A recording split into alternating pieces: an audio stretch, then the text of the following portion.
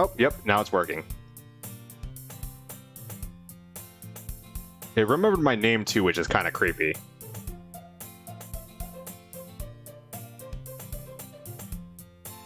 Jay. Jay, wake up. I shake myself awake. Huh?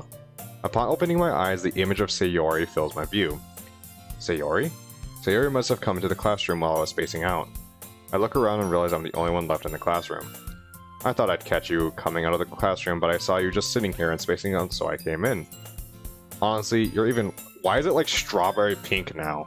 Like, first we have Doki Doki pink, then we have, like, Yuri, like, purple, and now we have Sayori strawberry red.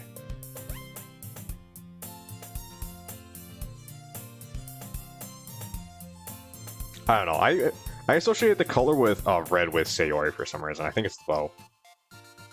Honestly, you're even worse than me sometimes. I'm impressed. You don't need to wait up for me if it's going to make you late for your own club. Sayori is vice president of the literature club. Not that I was ever aware that she had any interest in literature.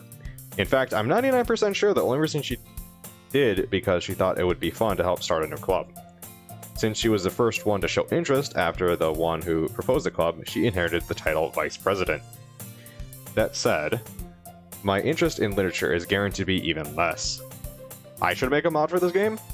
No, probably not. I don't have that good of writing skills.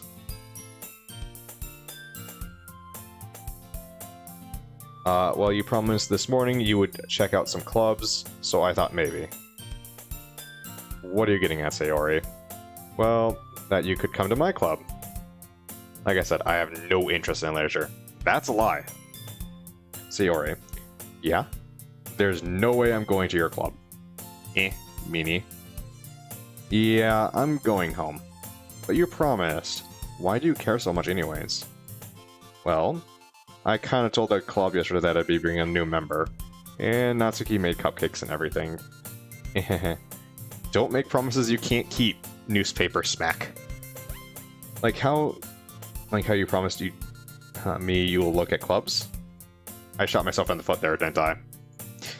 I let out a long sigh. Fine, I'll stop by for a cupcake, okay? Yes, let's go! Sayori grabs my wrist and yanks me out of the chair. Wow, okay. Look at this shit.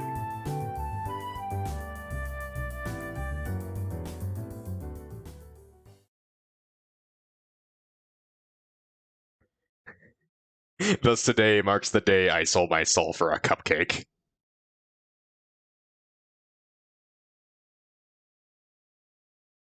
Is this even streaming? Lol, okay. Okay, I was worried this wasn't streaming like, it wasn't capturing. Okay, I dejectedly follow Sayori across the school and up the stairs, a section of the school I rarely visit, being genuinely used for third-year classes and activities. Yuri is an angel. That's going a bit far, but sure. Sayori, full of energy, throws open the classroom door. Is this really necessary to use so much force when you could have just gently opened the door? Everyone, the newest members here completely ignore me. What did I say about calling me a new member? I glance around the room. Welcome to the Literature Club. It's a pleasure to meet you. Sayori, Sayori says the nicest things about you. Yeah, this feels like being reincarnated, yet no one is aware of it. Like, I feel like Monika right now. Same shit, different day. Because Yuri, again, best girl, I'm gonna have to deal with her cutting problem again. Unless they changed it in this game, but I'm gonna guess it's gonna be a cutting problem again. I mean, it's kind of the easiest go-to with her, you know, stabbing herself in the actual game and having an obsession with knives. It's, you know. And now you're here. It would be really impressive if she was using those knives to cut up some cocaine. I've been really looking forward to finally seeing you. Wait, why did I say that? Oh, we get to hear their thoughts on this one. See, this is what interests me about mods like this, is that you get to get the perspective of the person who's writing it, and so you can kind of see what they think, how this should play out. So in this mod, we get to hear their thoughts. In the other mod, we never got to hear their thoughts. So this is kind of interesting. Oh, it's also kind of anime-ish. My god. Who is this angel? She's absolutely stunning. Wow, fucking head over heels right away? Okay. I've never seen her around school before. I couldn't remember if my eyes ever made contact with the likes of her. The way her lavender eyes pierce mine. Okay, this is throwing it on a little heavy here. I kind of like the slower burn of Outcast already. We'll see where this goes. Her long purple hair, which frames her face. Her mature physique that any girl wished she had. Why do I feel so hot all of a sudden? Because you want some of that. You want some of that. My face is burning and my palms are sweaty. Gotta throw up and get some mom spaghetti. Does the school turn off the AC after hours or something? Seriously, you brought a boy? Way to kill the atmosphere. Ah, Jay, what a nice surprise. Wait. Welcome to the club. All words escape me in this situation. How does she already know? Oh, probably Sayori telling about me. This club. As an incredibly cute girl.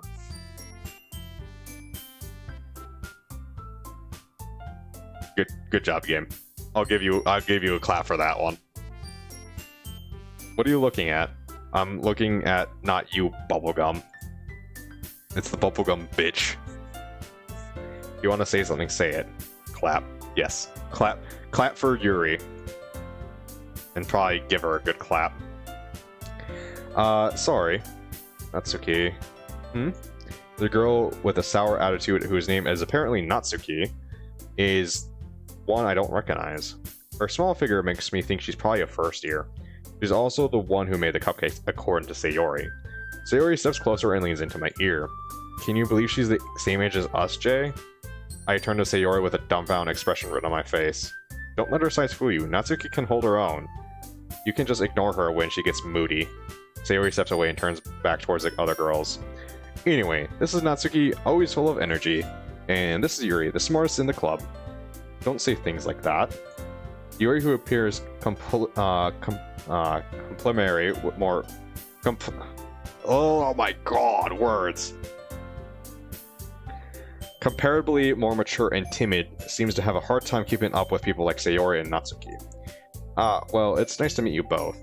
I say this to the both of them, however my eyes never stray off of Yuri. And it sounds like you already know Monika, is that right? That's right. Monika smiles sweetly. That smile. That damn smile. Yeah, we had class last year together, I believe. Monika and I were in the same chemistry class last year.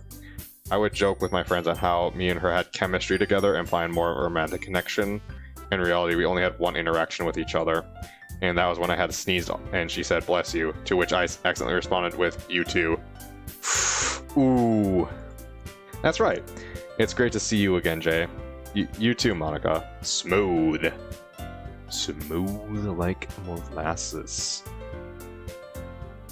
Come sit down, Jay. We made room for you at the table so you can sit next to me or Monika. I'll get the cupcakes. Hey, I made them. I'll get them. Sorry, I got a little excited. How about I make some tea as well? Tea and cupcakes. I'd rather just take the tea. I'm not... Yeah, that's... The girls have a few desks arranged to form a table. As Sayori mentioned, it's been widened so that there's one space next to Monika and one space next to Sayori. Natsuki and Yuri walk over to the corner of the room where Natsuki grabs a wrapped tray and Yuri opens the closet. Still feeling awkward, I take a seat next to Sayori. Natsuki proudly trots back to the table, tray in hand. Oh! What just happened? I did not click. Natsuki trips and falls on the ground, tray in hand. Oh my god, are you okay? I rush out of my seat to help her. Don't touch me. Natsuki gets up on her feet without my assistance. She quickly pats herself off. The cupcakes! The tray of cupcakes spilled over. On the floor I see dozens of chocolate cupcakes with colored frosting ranging from pink and white. That's new. Each one is decorated to look like little cats with chocolate chips to make the nose and ears. I'm sorry. Natsuki looks really sad that she dropped her cupcakes. Sayori seems pretty sad too. Hey, it's alright. Look, not all of them fell out. I pick up the tray. Although a decent number of cupcakes hit the floor, there's still a few that stayed relatively safe in the tray. We can still eat these, right? Right. Yay, we still get cupcakes! Natsuki, why don't you get a broom to clean these up? Alright. You're back? Welcome back. You missed Natsuki getting cupcakes. She tripped and dropped cupcakes. You missed, that's what you missed. Natsuki goes to the closet and we continue where we left off. Sayori, what happened? Yeah. Sayori leans into my ear. Haha, eat shit, Natsuki. No, it's not Natsuki, it's the bubblegum bitch. Sayori leans into my ear. Hey, Jay. Yeah. You did good there. Well, everyone just seemed disappointed. That's just like you. What do you mean? Alright, let's eat these cupcakes. Sayori ignores my question. She immediately grabs one, followed by Monika, then me. Natsuki also returns, broom in hand. It's delicious! Sayori talks with her mouth full and already has managed to get icing on her face. I turn the cupcake around in my fingers, looking for the best angle to take a bite. After she finishes sweeping up the mess, Natsuki returns to the table. She's quiet. I can't help but notice her sneaking glances in my direction. Is she waiting for me to take a bite? I shove the entire cupcake into my mouth like a vacuum. The icing is sweet and full of flavor. I wonder if she made it herself. This is really good. Thank you, Natsuki. Why are you thanking me? It's not like I made them for you or anything.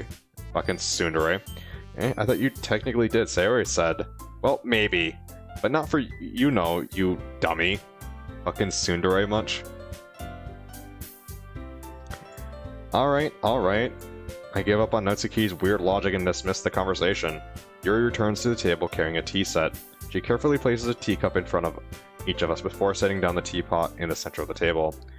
You keep a whole tea set in the classroom? Don't worry, the teacher gave us permission. After all, doesn't a hot cup of tea help you enjoy a good book?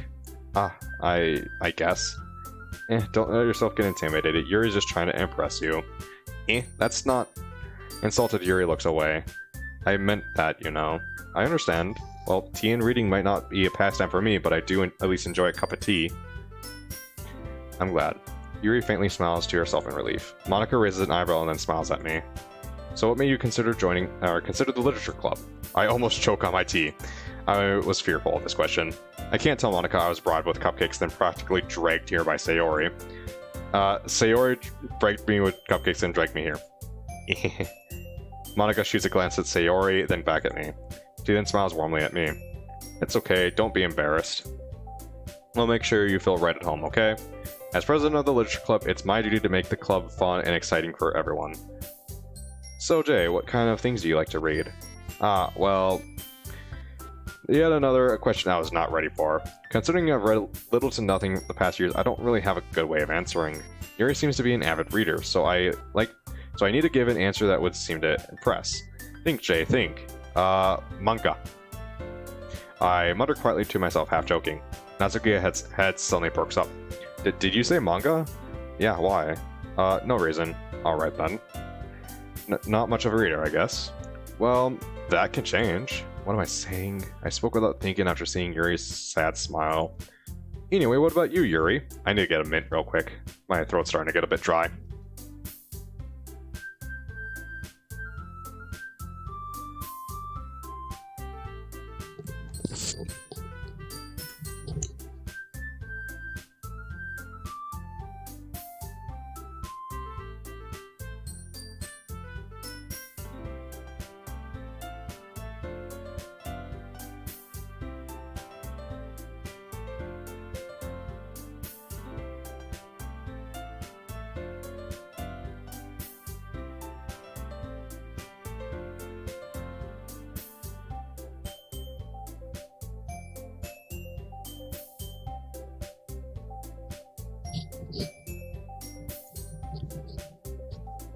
What do you mean, what happened?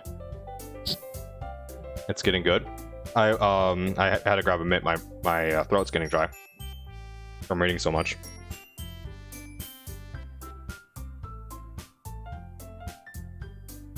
Okay. All right. Well, let's see. Yuri traces the rim of her teacup with her fingers. My favorite are usually novels that build deep and complex fantasy worlds. The level of creativity and craftsmanship behind them is amazing to me. But you know, I like a lot of things. Stories with deep psychological elements usually immerse me as well.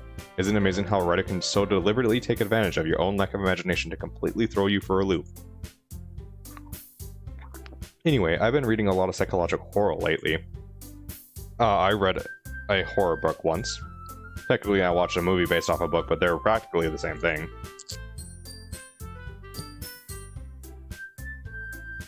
Oh, okay then.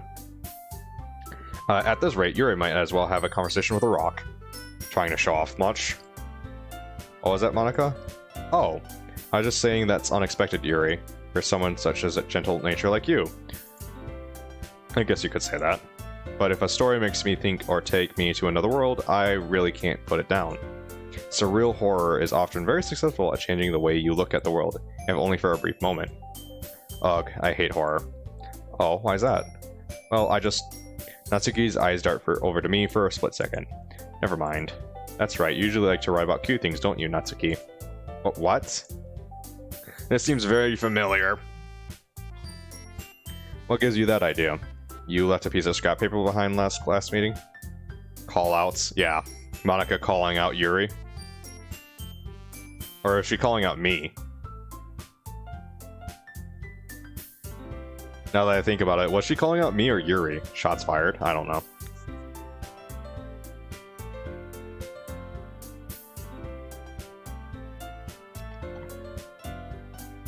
It looks like you were working on a poem called Don't Say It Out Loud. Oh, Natsuki? Yeah. And give that back. Fine, fine. Your cupcakes, your poems. Everything you do is just as cute as you are. Sayori settles up behind Natsuki and puts her hands on her shoulders. I'm not cute. Natsuki, you write your own poems? Yeah, well, I guess sometimes. Why do you care? I think that's impressive. Why don't you share them with sometime? No. Natsuki averts her eyes. You wouldn't like them. Wanna bet? I understand how Natsuki feels. She finally said something true. She's not cute. Sharing that level of writing takes more than just confidence. Yeah, I totally called that, yeah. He ain't cute at all. Hello, Deb. And the truest form of writing is writing to oneself. You must be willing to open up to your readers, exposing your vulnerabilities and showing even the deepest reaches of your mind. I could listen to Yuri talk about writing all day. My thoughts were interrupted by Monika. Do you have writing experience too, Yuri? Maybe if you share some of your work, you can set an example and help Natsuki feel comfortable enough to share hers. Yeah, I guess it's same for Yuri. I wanted to read everyone's poem. You kind of think they'd been in a club long enough where they'd know the facts about each other. Like, I'm the like intruder in this situation. They're not. Like, they'd known each other for how long? We all sit in awkward silence for a moment. Okay, everyone, I have an idea. Natsuki and Yuri look quizzically, not puzzledly, at Monika. Let's all go home and write a poem of our own. The next time we meet, we'll all share them with each other. That way, everyone is even. Well, what? Yeah, let's do it. Sayori's always just head first. Plus, now that we have a new member, I think it'll help us all get a little bit more comfortable with each other and strengthen the bonds of the club. Isn't that right, Jay? What is this, an interrogation? Why do these girls keep on asking me difficult questions? Monika, shut the fuck up, no one asked you. What kind of... This one?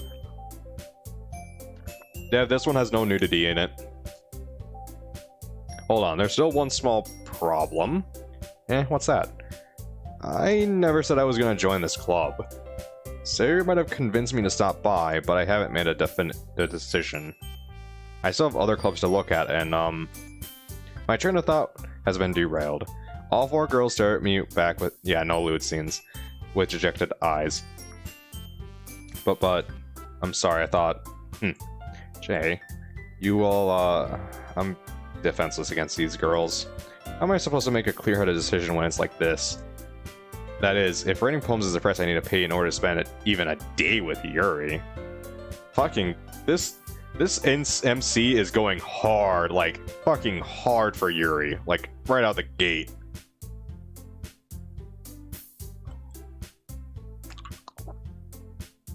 Right. Okay, I've decided then. I'll join the literature club. One by one, the girl's eyes light up. I don't understand how this is like I'm judging it by the first like what first hour, but like Outcast did its like slow burn did a slow burn romance. It seems like this one's gonna be quite quick romance. We'll see how it goes though. Yes, I'm so happy. Sayori wraps her arms around me in a vice-like grip, jumping up and down. Hey, you're no, I'm not gonna. What you mean, you're a girl? She's a fucking 2D picture. You really did scare me for a moment. If you really just came for the cupcakes, I would be super pissed. Then that makes it official. Welcome to the literature club. Thanks, I guess. Okay, everyone. I think with that, we can officially end today's meeting on a good note. Everyone remember tonight's assignment.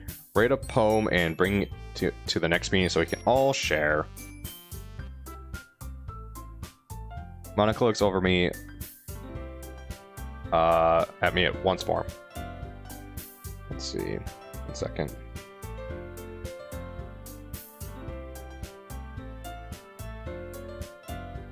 Okay. Monika looks over at me once more. Jay, I look forward to seeing how you express yourself. Hehe. You too, Monika. Once again, I failed to form a proper sentence in front of Monika. I already feel the anxiety welling up inside of me. Meanwhile, the girls continue to chit-chat as Yuri and Natsuki clean up their food. Hey Jay, since we're already here, do you want to walk home together? That's right, Sayori and I never walked home together anymore, because she's always staying after school for clubs. Sure, might as well.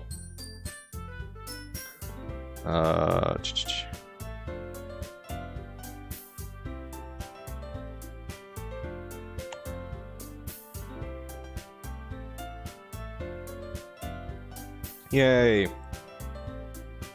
With that, the two of us depart the club room and make our way home.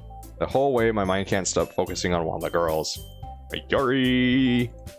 Maybe I'm crazy, but I definitely felt a connection between us. Will I really be happy spending every day after school in a literature club? Perhaps I can take this opportunity to grow closer to her. Alright, I'll just have to play my cards right, and I'm sure good fortune will find me. Yuri Bay. Yes, I'm not super excited on how hard the MC's going for her right away, though. Like, that's still always something in the front of my mind right now. We'll see how it turns out, though. It might be it's kind of a hill to climb up, then it gets super good. And I guess it starts with writing a poem tonight. Perhaps if I write a good poem, I could gain the attention of a specific girl. Yuri said she likes horror, right? Well, let's see what I can conjure up from that. I take a seat at my desk. Poems. Poems, poems, poems, poems, poems. I continue to repeat hell yeah. Continue to repeat the word over and over in my head as if that will give me inspiration. Tap, tap, tap. I don't know what to write. I'm not feeling particularly inspired. Maybe if I just write 20 random words down. No, that would never work. Oh, taking shots at the Doki Doki devs. I get up from my chair. Ugh. What to do? I'm a new member. I have to show that I'm good enough to be part of the club. More so, I want to impress. I can't afford to embarrass myself. I already did when I told Yuri I only read manga. Aha.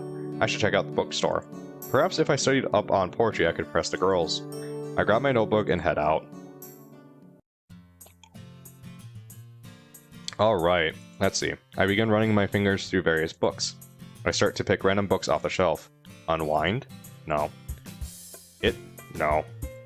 The Lightning Thief? These are legit books, by the way. What am I, 13? There has to be some decent book here somewhere. I pull another off the shelf. Doki Doki out. Oh. No. A guy walks beside me. Is that Outcast? He picks it up. This is a great story. I'm sure it is. I walk to the next aisle. Man, that... Oh my god. Fucking shots fired. Oh my god. Oh, this is useless. What's useless? Ah. I quickly jerk my body and face a random voice. Oh, it's you, Monika. Did I scare you? Me? Scared? Nah. I nearly peed my pants, but overall I'm good. What are you doing here? I'm looking for some books on Chopin. Who? Frederick Chopin? He was a... Oh god. Virtuoso and pianist back in the early 1800s. Monika's eyes seem to lighten up whenever she talks about old dead guys. I'm leaving that one alone. Are you into the piano, Monika? Not exactly. I'm only beginning to learn. Piano? Really? A girl of your talent? Well, that's great. Now it's my turn. What are you doing here, Jay? What am I doing here? I would never go to the bookstore with my own volition. Well, since I'm part of the literature club, I wanted to get more well-versed on the material, or in the material. You have anything in mind? Not really, I've just been looking. In the horror section? I look up and see the aisle marked horror. Did you happen to get inspired by a certain someone from the club? I plead the fifth.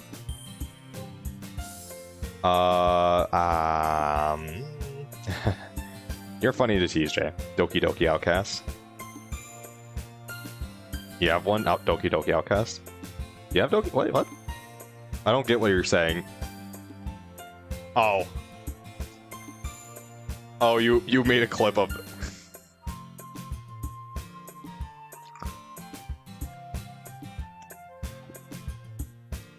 She said, have anyone in mind. Oh. You're fun to tease, Jay. My face turns beet red. My eyes subconsciously begin to move away. I spot a purple figure near the checkout. Hey, Monika. Oh, isn't that Yuri over there? Huh? Monika turns around and sees Yuri checking out a handful of books. What a coincidence how 3 club members went to the same bookstore by themselves at the same time. Right, Monika? Monika seems fixated on Yuri. Monika? Oh, sorry about that, Jay. Oh my god, does Monika still have her sentience?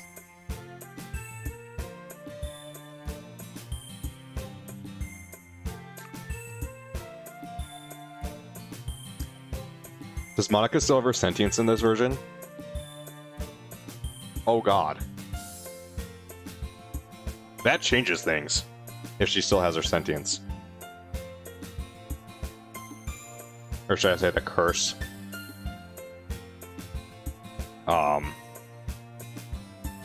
Huh.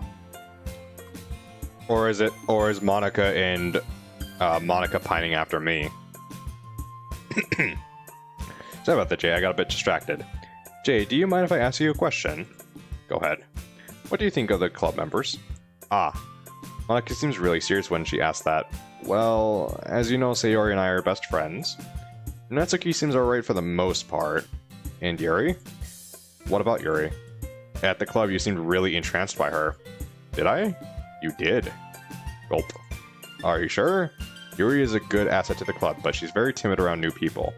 I'd be very upset if she left because she felt uncomfortable in the club. Monika, I would never do that. Good. Just keep your distance from Yuri, okay? Are you sure that's the right thing to do? I don't want to isolate her. Everything is better that way. Monika is acting really weird. Why would I purposely avoid Yuri? Well, I have to go now. Bye, Jay. Monika skips off. I look at Yuri. It looks like Yuri already finished checking out her books and left too. Why would I make Yuri uncomfortable? Everything is better that way. Something about the way Monika said that makes me feel uncomfortable. Perhaps I'm just overthinking things. Oh my god, Monika does have the curse, doesn't she?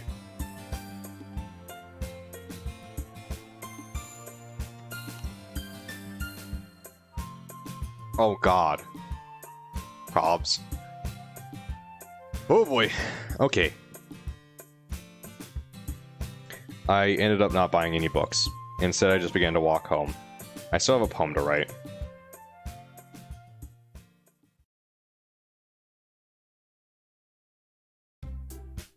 You love this already? It's not bad. I'm waiting for it to. It's like you're kind of just getting into it though. I'm waiting for it to get a little bit juicier before I make an opinion. Still curious on how it will get better than Outcast. I don't know. It obviously, when you're talking about, oh, things are getting ranked, it's obviously all opinion. I don't know. I think Outcast is a pretty fucking big contender. But if Monika keeps her sentience, or keeps the curse, it could be very interesting. Hi again, Jay. Glad to see you didn't run away on us, hahaha. Nah, don't worry. This might be a little bit out of my comfort zone, but I'm a man of my word. Well, I'm back at the Literature Club. I was the last to come in, so everyone's already hanging out. Thanks for keeping your promise, Jay. I hope this isn't too overwhelming of a commitment for you. Is it just like me? Is what just like you? Making you dive headfirst into lit... Or is the background different? What do you mean the background different?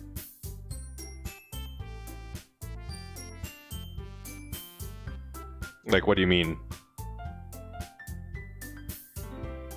It looks different? It doesn't look different to me. I was never really paying attention to the background itself, though. I've been kind of focused on the words. Like something on the left side? Like some of these papers?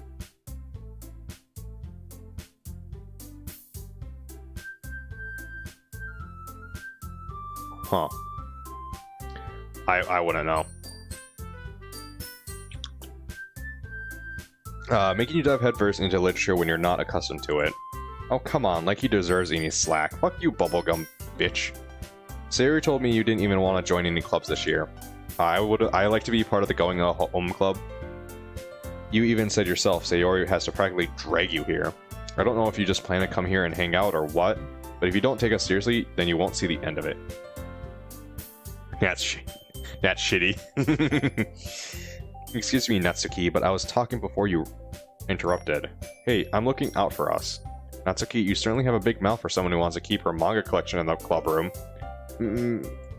Natsuki finds herself between saying Monika and manga. Manga is literature. Swiftly defeated, Natsuki turns around and marches towards the closet.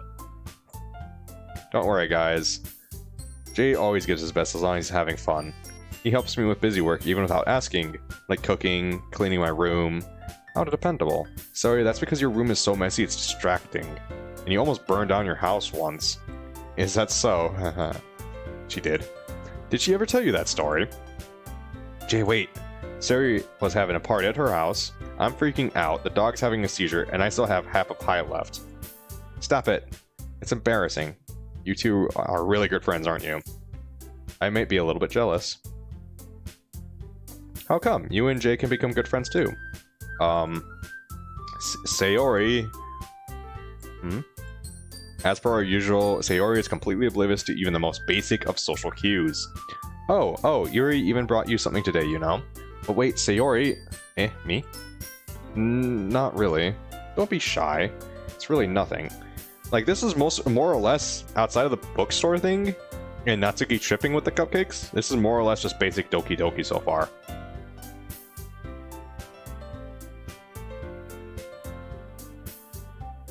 It's really nothing. What is it? Never mind. Sorry made it sound like a big deal when it's really not. Oh, what to do? Sorry, Yuri, I wasn't thinking. Guess that's my cue to rescue this situation. Hey, don't worry about it. First of all, I wasn't expecting anything in the first place. It was a surprise to be sure, but a welcome one. Is that so? Yeah, I won't make a big deal of it if you don't want it to be. Alright. Well, here. Yuri reaches into her bag and pulls out a book. I didn't want you to feel left out, so I picked out a book that I thought you might enjoy. It's a short read, so it should keep your attention even if you don't usually read. And we could, you know, discuss it if you wanted. This is... How is this girl accidentally being so cute? She even picked out a book she thinks I'd like, despite me not reading much. Yuri, thank you. I'll definitely read this. I enthusiastically take the book. Woo. Well, you can read it at your own pace. I look forward to hearing what you think. Now that everyone's settled in, I expect Monika to kick off some scheduled activities for the club, but that doesn't seem to be the case. So Sayori and Monika are having a cheery conversation in the corner. Yuri's face is already buried in a book. I can't help but notice her intense expression, like she was waiting for this chance. Meanwhile, Natsuki is rummaging around in the closet. She's looking for a bridge. I'm really curious to talk to Yuri a bit more, but at the same time, I feel bad for distracting her from reading. I catch a glimpse of the cover of her book. It looks like the same book that she lent me. More than that, she seems to be on the first few pages. Ah. Uh-oh. I think she noticed me staring at her. She sneaks another glance at me and our ears meet for a split second. And it only makes her hide her face deeper into her book. Sorry. I just want to know a bit more about the book, that is all. Oh, I'm glad you're interested in it. Once it starts to pick up, you might have a hard time putting it down. It's very engaging and a relatable story. Is it so? What about it? Yuri closes the book and scans her eyes over the back. The book is titled Infinite Isolation. The cover shows a shadowy figure sitting in what appears to be a jail cell. Through the barred windows of the cell is a single cherry blossom. Alright. I just wanted to make sure I don't accidentally give anything away. Basically, it's about a woman and her husband who are imprisoned in a human experimentation camp. They plan to escape the camp, but unfortunately their plans are discovered. As punishment, the wife is forced to watch them hang her husband from a tree, and then spends the rest of her days in solitary confinement. The rest of the story is about her dive into total insanity after the traumatic event. That's kind of dark, isn't it? Hello, Marie.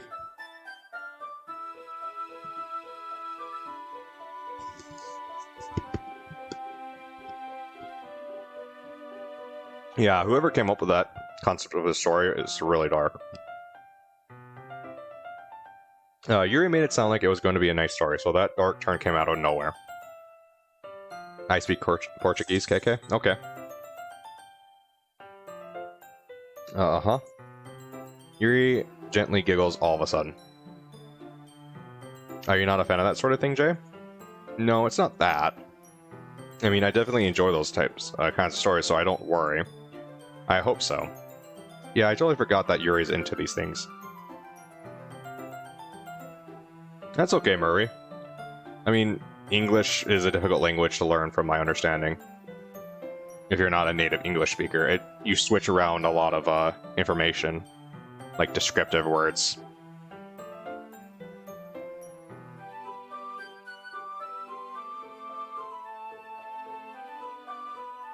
Beans, really?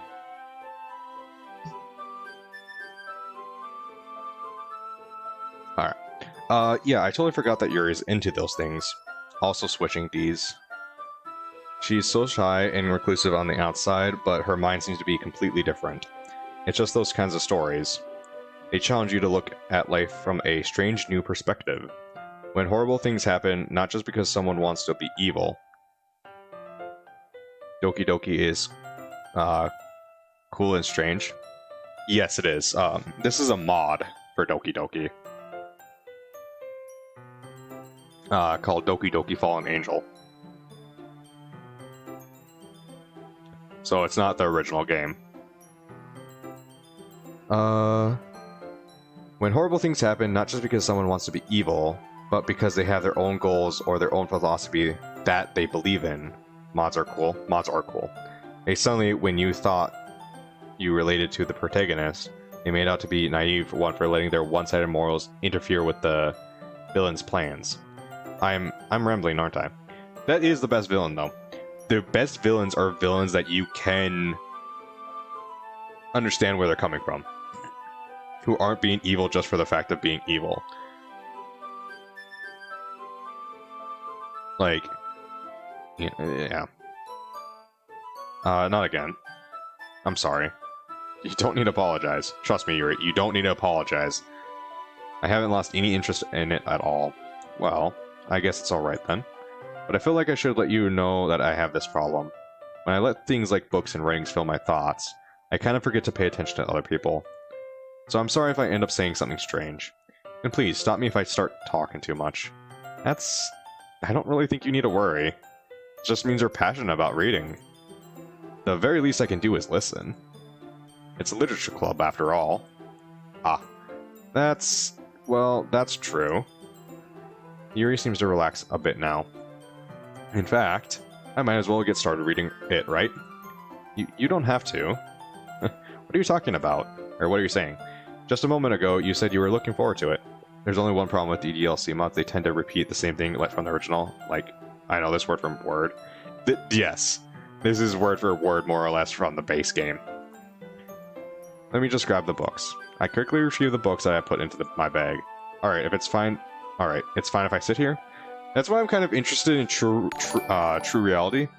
Thank you for following Hyper Depressed Milk, which fits a Yuri-themed, yeah. A Yuri-themed DDLC mod quite well.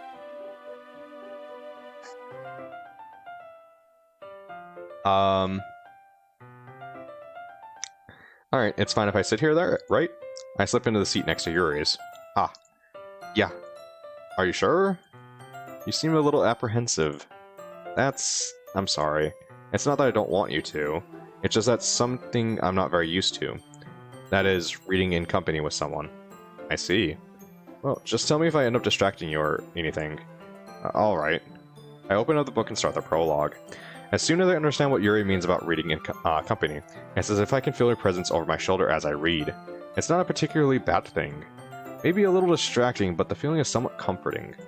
Yuri is in the corner of my eye. I realize that she's not actually looking at her own book. I glance over. It looks like she's reading from my book instead. Sorry. I was just... Yuri, you really need to apologize. Sorry. Sorry, I read that wrong. Yuri, you really apologize a lot, don't you? I do? I don't really mean to. Sorry. I mean... Here, this should work, right? I slide my desk until it's up against Yuri's, then hold my book more between the two of us. Ah, I suppose so. Yuri timidly closes her own copy. Once we lean in a bit, our shoulders are almost touching. Feels like my left arm is in the way, so I instead use my right hand to hold the book open. I guess this makes it a little difficult to turn the page. Here. And we get this scene again. This CGI. Yuri takes her left hand, our arm, and holds the left side of the book between her thumb and forefinger. I do the same thing with my right arm on the right side of the book. That way I turn a page and Yuri slides it under her thumb after it flips to her side. But in holding it like this, we're huddled even closer together than before. It's actually kind of distracting me, as if I can feel the warmth of Yuri's face and she's in the corner of my vision. I try to focus on reading. Oh, what the? Lena. Lena, wake up. I slowly open my eyes. The sunlight is blinding until a figure appears over me. He speaks to me in a deep voice. Wake the fuck up, Lena. We got a camp to burn. My vision clears and I see who... Yeah, I know. My vision clears and I see who's before me. It's my husband, Keanu.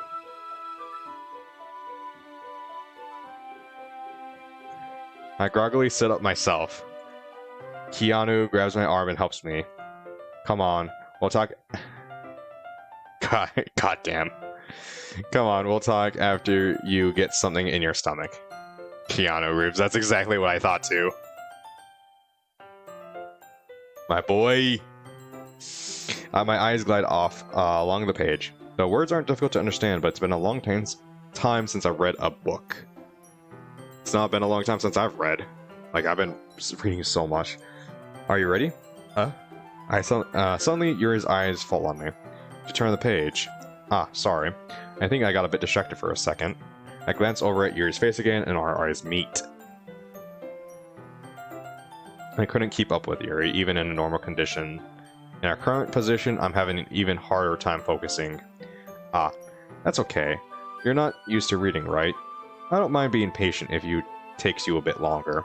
It's probably the least I can do. Since you've been so patient with me... Yeah, thanks. I hope Yuri doesn't think I'm illiterate or something. Nevertheless, I continue to read. So remind me what the plan is, I ask. Not here. There's too many ears around. I look around the courtyard. Keanu and I have been trapped in this POW, prisoner of war, camp for months now. I'm sick of it. We plan to escape, but I'm nervous. The stakes are high. If we get caught, who knows what could happen. Regardless, waiting for help isn't going to work. We'll rot in here before the war ever comes to an end. I look around to the other prisoners around me. It's like a zombie movie. Everyone is so lifeless. I suppose this is what happens when humans lose their humanity. Yuri no longer asks me when I'm ready to turn the page. Instead, I just assume that she finished the page before me, so I turn it by my own volition. We continue the first chapter in silence. My throat is gonna be fucking raw tomorrow. Even so, turning each page almost feels like an intimate exchange. My thumb gently letting go of the page, letting it flutter over her side as she catches it under her own thumb. Hey Yuri, this might be silly a thought, but the main character kind of reminds me a bit of you a bit. You think so? How does she? Well, I guess she's more blunt in a lot of ways, but she's also second guesses all the things she says and does. Like she's afraid she'll do something wrong. It's not like I can see into your head or anything, but they're kind of reminiscent of you in some mannerisms. I see. You remain silent for a moment, but Jay, that's probably a terrible thing to have in common with her. That's so embarrassing you think that... Wait. Fantastic, 10 minutes and I've already managed to ruin my chances at love. Come on, dude. Let's chill on that, like... This is what? The second day? I didn't mean it in a bad way or anything. This is such a puppy love. I didn't mean it in a bad way or anything. Sorry, I really don't know you were self-conscious about that sort of thing. I guess I more meant to find it... that I find it kind of cute. Well, puppy love. What are you saying all of a sudden? Why did it just... Is this round 2? No, this is not round 2. Wait, well, it depends on what you mean by round 2.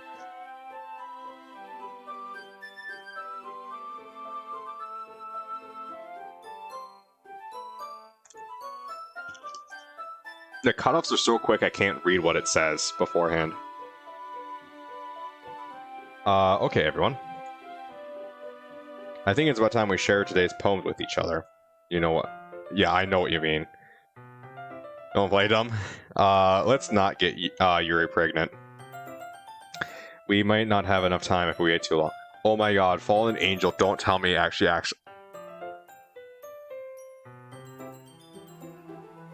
Okay. I just had a really bad assumption about this entire thing. We might not have enough time if we wait too long. Yuri exhales, spared from the finishing her thought. What did you just say? You cut out. I stopped myself. I didn't cut out. Is that alright, Yuri? You look kind of down. I'm sorry if you haven't been looking forward to this. It's not... It's fine. I might have been my imagination, but it seemed like Monika was giving me a dirty look before turning away.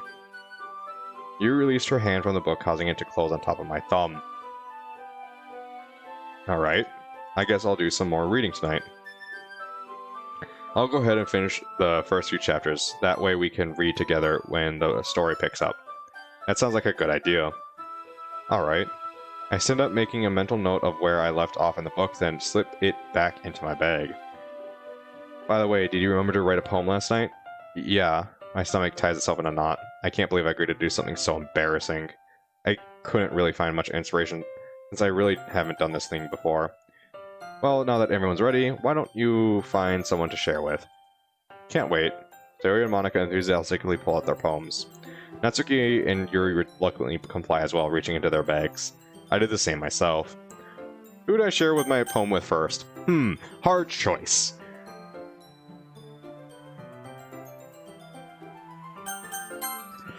Yuri's probably the most experienced. I can trust she'll give me honest feedback. She's also the girl I've been trying to impress anyway, so it only makes sense I talk to her first. Ooh, that changed the music. I say okay, never mind. Yeah. I walk up to Yuri. I guess this is where we show poems, huh? I guess so. The gentleman in me would say ladies first, but Yuri seems nervous about this. Not too comfortable with sharing, I presume. It's just that I've never done this before. Alright, that's fine. How about I show you my poem first, then? Really? Of course. Yuri sighs in relief. Thank you. I wave my hand dismissively. Don't mention it. Just don't make fun of my handwriting. What do you mean? A lot of people give me crap if my handwriting is very childish. Jay, I would never do such a thing. I hope it's not how you really see me. No, that's not it at all. I just don't think of you as the type of I don't think of you as the type of person who would make such a big deal out of something so minuscule. Forget I said anything. Very well. Anyways, here's my poem. I hand Yuri my poem. Oh, it's actually a fucking poem.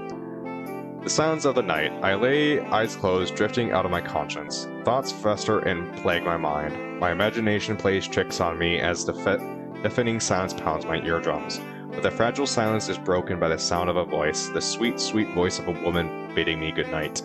I breathe in and out as my eyes close again. I lay in the cage of my blanket. I feel as if I'm in a dream. I can feel the aura of another person next to me. I'm captivated by the voice at my door bidding me goodnight until I realize I live alone. That's when you freak the fuck out and get your Glock. My heartbeat is unstable as my eyes explode open. The deafening silence returns, and my eyes slowly drift out of conscience again.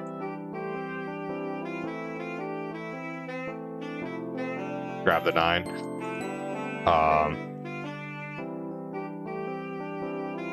There you go. Phenomenal. Wait, what? What was that? Jay, this poem is really fascinating. The dark tone and eerie ambience you've created is very unsettling. Not in a bad way, though. Did I raise my voice? I'm sorry. Damn it, that was actually getting somewhere. Alright, Jay, fix this. Hey, it's alright, I didn't even notice. Please continue, you really seem interested in my poem. Yes, like I was saying. It's a very dark and chilling piece that really invokes emotion. Question for you, Jay, how much experience do you have with writing? Your use of metaphors and the way you pull out the reader into your poem is fascinating. I feel like this is just kind of me being a dick, but it feels like the writer or the maker of this mod is kind of being self-masturbatory right here.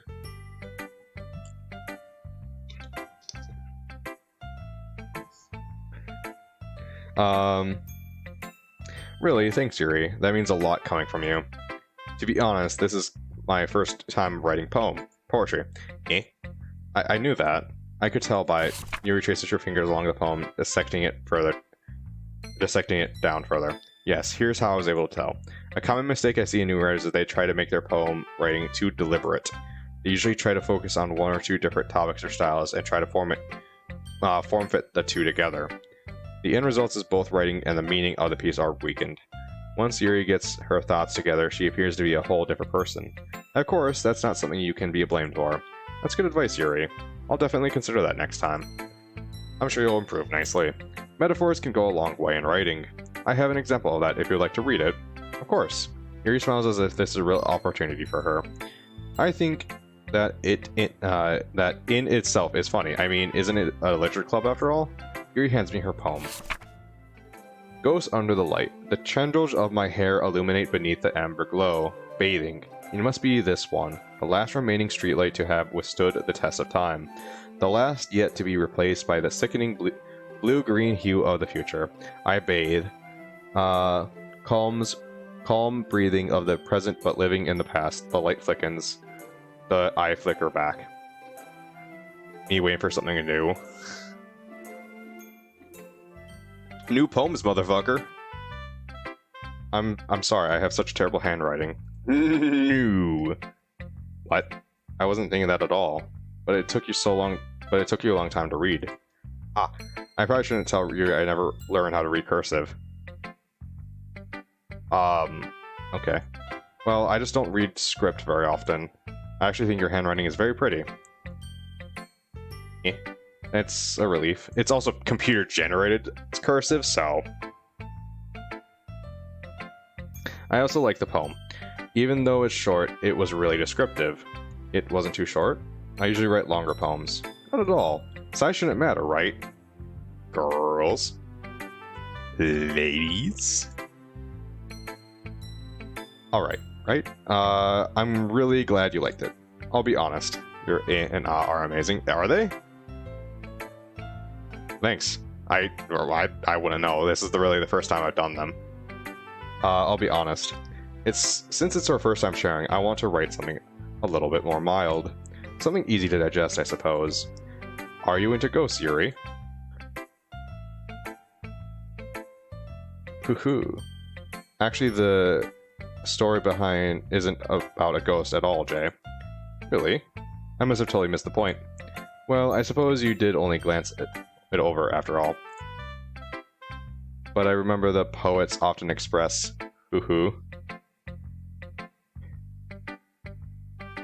express their own thoughts, feelings, and experiences in their work. Goddamn pugs. They usually do more than tell a simple story or paint a picture. In this case, perhaps the subject of the poem is only being symbolically compared to a ghost, lingering in her last remaining place of comfort, unable to let go of the past, and soon to be left with nothing. That's a lot more solemn putting it that way. I hadn't even thought of that. It's really impressive. It's nothing really. Yours was impressive too, so nah. If anything, I probably could have learned a thing or two from you. You think so? Yeah, of course. You know, I was really nervous about doing all this, but in the end, I enjoyed it. I'm gonna keep doing my best for you, Jay. Me too. Well, it makes me happy that you think that. Just remember that it won't be long before you pick up these things too. Yeah, maybe you're right. God damn it, now I'm conscious of my ihs and ahs because of you, Reaper. Like, I'm super conscious of when I do it. I guess I'll have to keep trying. I'm counting on you. Phew. I guess that's everyone. Sayori showed me her poem, Dear Sunshine. I could tell she wrote this in the morning, but when I asked her, she avoided the question. Next was Natsuki showing me her poem called Eagles Can Fly. It was short and simple, but the message on how you can try and try but never really be good at was very well thought out. Oh my god. Lastly, Monika and I shared our poems. Her poem was titled Hole in a Wall. It was pretty abstract, I didn't really understand it. Monika said it had something to do with the epiphany of her... Oh no. Oh no. Oh no. She's cursed. She has the curse still. Oh no. Oh shit. Oh fuck. Oh bitch. Oh no. We got cursed Monika. We don't have regular Monika. We have cursed Monika. Be gone, thought. I didn't see Natsuki on the screen.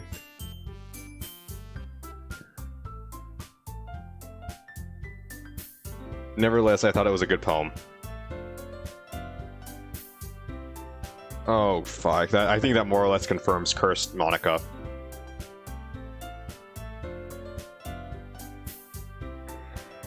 Nevertheless, I thought it was a good poem. I glanced around the room. That was a little bit more stressful than I anticipated. It's as if everyone is judging me for my mediocre writing abilities. Even if they're just being nice, there's no way my poems can stand up to theirs. This is the literature club after all. I sigh. I guess that's what I end up getting myself into. I cross the room, Sayori and Monika are happily chatting. My eyes land on Yuri and Natsuki. They gingerly exchange pieces of... Oh, fuck, this scene again? Oh. Let's hope something different happens during the scene, shall we?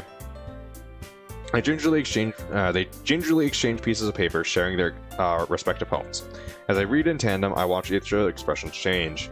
Natsuki's eyebrows furrow in frustration. Meanwhile, Yuri smiles sadly. What's with this language? Did you say something? Oh, it's nothing. Natsuki dismissively returns the poem to the desk with one hand. I guess you could say it's fancy.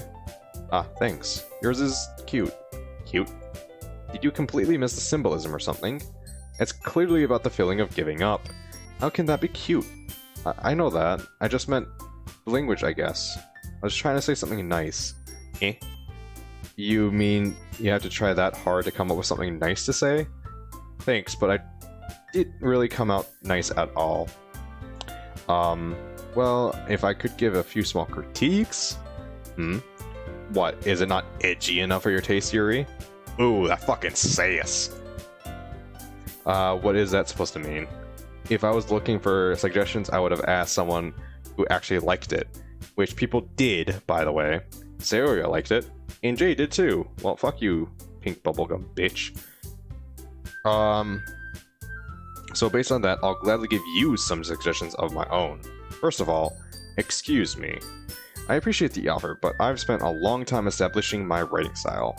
I don't expect it to change anytime soon unless, of course, I come across something particularly inspiring. Which yours definitely wasn't. Ooh. And Jay liked my poem too, you know. He even told me he was impressed by it. Natsuki suddenly stands up. Oh? I didn't realize you were so invested in trying to impress our new member, Yuri. Eh? That's not what I... You just... Yuri stands up as well. Maybe you're just jealous that Jay appreciates my... Haha, titty joke again. Yeah, we'll get titty joke again. Maybe you're just jealous that Jay appreciates my advice more than he appreciates yours. Huh? And how do you know he doesn't appreciate my advice more? Are you saying that you're full of yourself? No. If I was full of myself, I would be deliberately going on my way to make everything I do overly cutesy. Ooh. Is everyone okay? Well, you know what? I was the one whose boobs magically grew 2 sizes. Usually it's 1 size bigger as soon as Jay started showing up. Natsuki. Natsuki, that's a little... It doesn't involve you. I don't want fighting, guys. I would never do something so shameful. Suddenly both girls turned to me. Haha, funny TD joke. Haha. I still think the milk jug joke is better.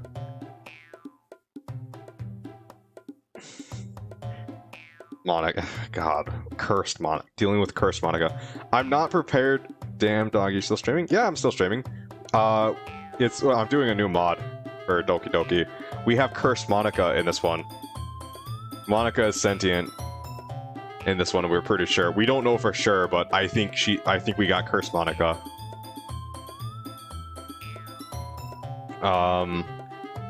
Suddenly both girls turned to me as if they just noticed I was standing there. Oh my god. No, she doesn't need to play Outcast. She's not a Yuri fan. But oh my god, the fucking... Outcast is a really good story. Jay. She's just trying to make me look bad. That's not true. She started it. If she could get over herself and learn to appreciate the simple writing is more effective, then this wouldn't have happened in the first place. I wasn't a fan when I tried Outcast, to be honest. Oh, you already tried Outcast? What's the point in making your poems all convoluted for no reason? Oh, well, there you go. The meaning should jump out at the reader, not force them to have to figure it out. Help me explain that to her, Jay. Wait, there's a reason we have so many deep and expressive words in our language. It's the only way to convey complex feelings and meaning the most effective. Outlast.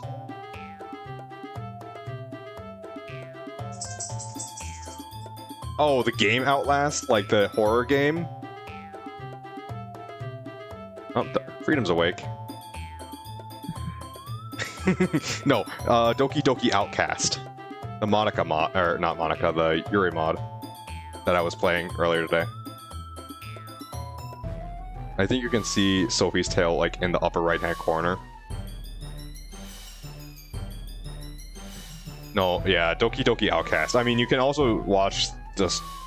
Yeah, you can watch the stream too, like the VODs, but oh my god. That in, like, oh my god. Like, if it... Like, me, like, I myself am waiting, like, for updates for that person who wrote the mod. He's making a visual novel himself, like, one from scratch. And I'm genuinely waiting for it to, like, come out. Like, I have no idea when it's gonna come out, but I'm gonna keep my eye on it. Like, he's a really good writer. It's the only way to convey complex feelings. Yeah, you have an option to skip it. Yeah. And meaning the most effectively. Avoiding them is not only unnecessarily limiting yourself, it's also a waste. You understand that, right, Jay? Well... How did I get dragged into this in the first place? It's not like I know anything about writing. Am I really the best person to intervene in this conversation? Not having the lewd scene, but yeah. Being able to skip it, yeah. I just covered it up with the dog cam. I enjoy the first option, just for the humor value of it. The first option is obviously the wrong option, but the idea of just pretending I wasn't listening this entire time while staring at them, like going back and forth, looking at Natsuki and then Yuri as they speak, and then just ignore it, just go, huh? What did you say? Just pouring a fucking Kakashi? Do you say something? No, I'm gonna defuse the situation. I'm hoping to get best ending right away.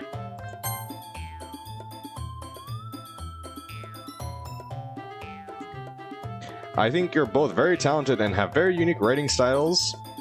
Bullshit. Whoa, Natsuki, the bubblegum bitch. I sink back into my seat. I really need to start preparing myself for difficult questions these girls might ask. Excuse me, Natsuki, but I don't think you have any right to talk to Jay like that. You know what I think, Yuri? I think that when I first met you... Yeah, whoa there, bubblegum bitch.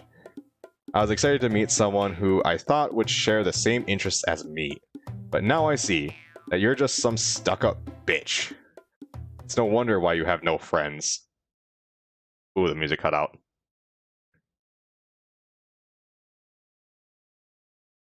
Yuri runs out of the classroom, wiping her eyes with her sleeves. Yeah, and you wonder why I call her the bubblegum bitch. Yuri, get the 9. Yuri, get the Glock. I stare deeply at Natsuki. I see regret in her eyes. I should go apologize. Before I can process what happened, Natsuki's already out of the classroom. I turn to Monika. Aren't you going to do something? Should I? You're Miss President, aren't you? You should go help resolve the situation?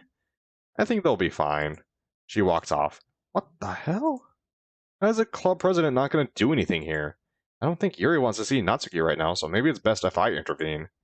I start walking towards the door to go find Yuri. Jay. I stopped cold in my tracks by sudden Monika's shift in tone. You should stay here. Yuri just needs some time to herself to calm down. There's something ominous about the way Monika said that, but maybe she's right. Yuri will come back when she's ready.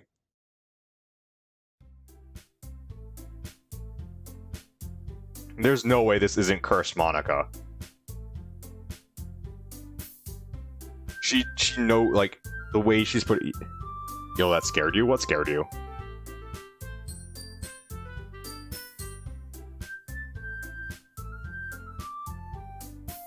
Okay, everyone. It's just about time for us to leave. How do you all feel about sharing poems? It was a lot of fun. Your change in tone? What do you mean my change in tone? I've been speaking consistently the same... Oh, when she said J. Did I say that differently? I don't know, I wasn't paying attention. It fit perfectly? Oh, thank you. It was a lot of fun. It was alright. Jay, how about you? I guess it was okay? It was a neat thing to talk about with everyone. 10 out of 10, you shit yourself? Okay, I'll have to listen back to it. I didn't think I said it any differently than normal. Awesome. In that case, we'll do the same thing tomorrow. And maybe you'll learn something from your friends too. So your poems will turn out even better. I think to myself, did I learn a little bit more about the kinds of poems that everyone likes? With any luck, that means I can at least do a better job impressing those who I want to impress. Yuri! I nod to myself with newfound determination. Jay, ready to walk home? Sure, let's go. Ehe. Sayori beams at me. It truly has been a while since Sayori and I have spent so much time together. I can't really say I'm not enjoying it either. Sayori, about what happened earlier. What do you mean? You know, between Yuri and Natsuki? Does that kind of thing happen often? No. That's really the first time I've seen them fight like that. I promise, they're both wonderful people. You don't hate them, do you? Ayo, well, you have the chance to go beat up No. Clyde redeemed himself. Let's Clyde redeemed himself. What is it? Forgiven but not forgotten. Come on, man. I think to myself, I shouldn't judge people based off of only just 2 days, except you want to dick Yuri within 2 days. No, I don't hate them. I just want your opinion after, that's all. Actually, within the first 5 minutes. I can see why they'd make good friends with you. No, he did. Yeah, he did. He apologized. He made up for it. Ooh. All your homies hate Clyde? Well, okay. Good for you. Woo. You know, Jay, it's nice that I get to spend time with you in the club, but I think seeing you get along with everyone is what makes me the happiest. Oh, I actually saw a mod on the Reddit for Doki Doki, where you get the day's perspective from, say, Yuri's perspective.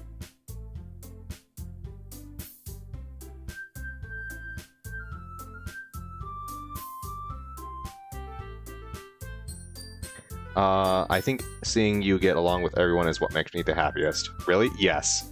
And the mod is about inevitability.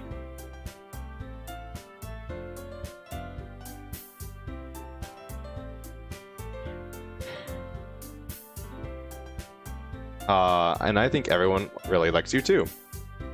That's... Every day is gonna be so much fun. It looks like Sayori still hasn't caught on to the type of situation I'm in. Sure, being friends with everyone is nice, but does it really need to stop there? We'll just have to see what the future holds, Sayori. I pat Sayori on the shoulder. I said that more to myself than her, but it's easy to use Sayori as an internal monologue sometimes. Okay. Why the lute dancer? Okay, let's do this. Time to write another poem, motherfucker. Yuri seems to like the last one I wrote. She seemed to be fond of using symbolic meanings in her poems. Maybe I can do something like that again to impress her.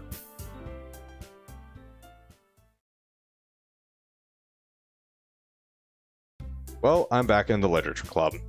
When I look around, everything seems to be going normally. Oh man, I remember watching that anime.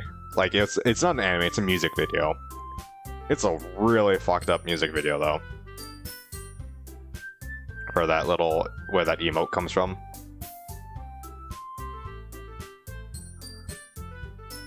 Well, yeah, it is. Yeah.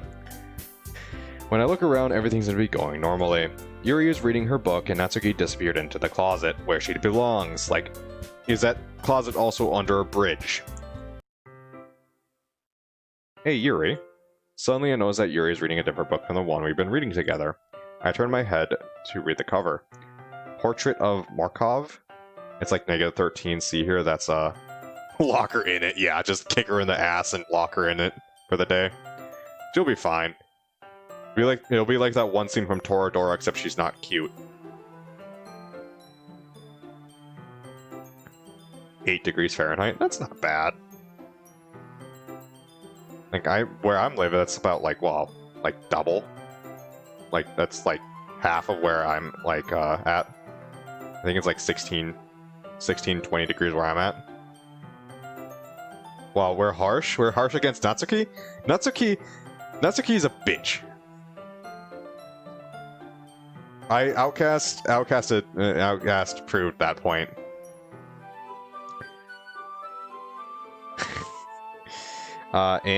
Sorry, I didn't mean to interrupt. No. I was kind of just waiting for you. If that's the case, why don't we go ahead and get started? Yes, let's. Actually, I have a request. Do you mind if I make some tea first? Oh, the tea scene again. That sounds great, Yuri. Thanks. If there's one thing I can, that can make my reading time here any better, it's a nice cup of tea. Is it peppermint tea? I would love a cup of peppermint tea. Oh my god. Not to mention for yourself as well. Oops, those last 2 comments were supposed to be at Facebook. This is a little bit different than Facebook. Just a wee bit. I mean, I suppose there are cursed Monikas on Facebook too. Not to mention for yourself as well. Yuri stands up to make her way to the closet. I follow her and watch as she retrieves a small water pitcher from the shelf and the kind with the filter inside. Peppermint tea is good. Peppermint tea is good. And I hope you're saying peppermint, not pepper tea. Because if you're saying pepper tea, I will question you. Your existence. Can you hold this for a second? Sure. Yuri hands me the water pitcher and also fetches an electric kettle. I'm gonna plug this in at the teacher's desk and we'll go get some water. She walks past me and sets the kettle down on the teacher's desk. I simply watch her movements. To my surprise, the way she moves really contrasts her speaking mannerisms. Especially because of her long legs, Yuri appears elegant and methodical. Okay, may I have the water pitcher? I hand Yuri the water pitcher. Thanks, I'll be right back. I might as well walk with you rather than just standing here. Yeah, why not? Shall we go then? Yeah. Where are you off to? Yuri and we're gonna go get some... I suddenly realized how weird it sounds to explain this to Monika. Jay and I are gonna go fill the water pitcher, Monika. Okay. Sorry, it's just a bit curious. That's kind of a one-person job, isn't it? That's... Monika, would you kindly remove your nose from other people's affairs? Getting some sass from Yuri again.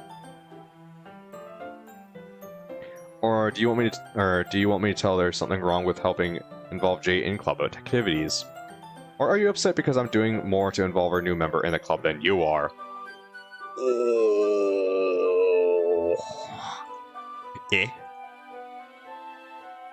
My mouth gapes. I suppose there's nothing wrong with that. Then let's go, Jay. Yuri quickly exits the room. I look around the room. I see Sayori digging her face deeper into her book. Over in the corner, Natsuki recedes back into the closet, where she belongs. The look on Monika scares me. I quickly follow Yuri into the... that's a murder face right there, isn't it? I'm gonna get murdered. It was a good time living. I quickly follow Yuri out in the corridor. Once in the hallway, she suddenly puts her forehead against the wall. I spoke without thinking. How could I say something like that? Yuri? Something about the way she said that. It made me feel so irritated. What's wrong with me? Why do I have to make myself so unlikable? Oh, Yuri, I think you did the right thing. I wasn't expecting it, but it's also not right for Monika to judge people like that. Wait, what?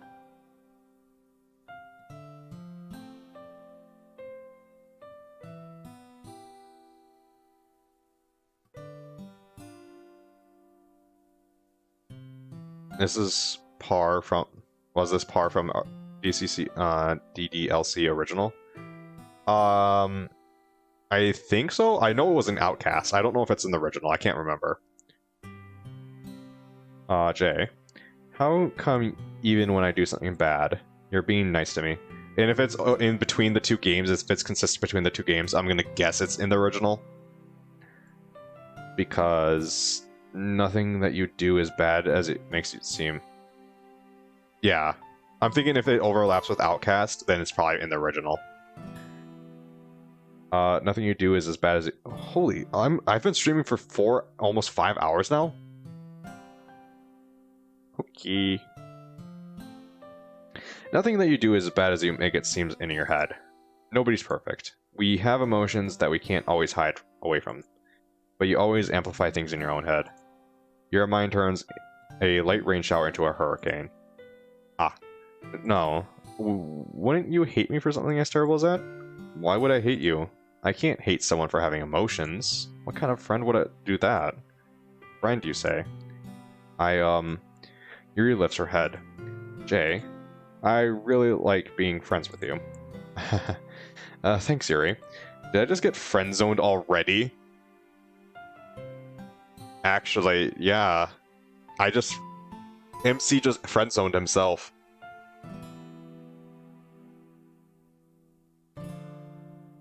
Wow. That's impressive. Not to get friend-zoned, but to friend-zone yourself. Okay. Yeah, that's not fun. I like being friends with you too. I feel kind of awkward saying something like that, but I'm doing my best to help Yuri feel better. Anyways, yeah. Shall we go? Yeah. We arrive at the water fountain. Yuri begins to fill up the pitcher. Jay, do you think Monika is mad at me? I think back to Monika's blank expression. I don't think Monika's the type of person who would get upset over something like that. I should apologize to her. Right?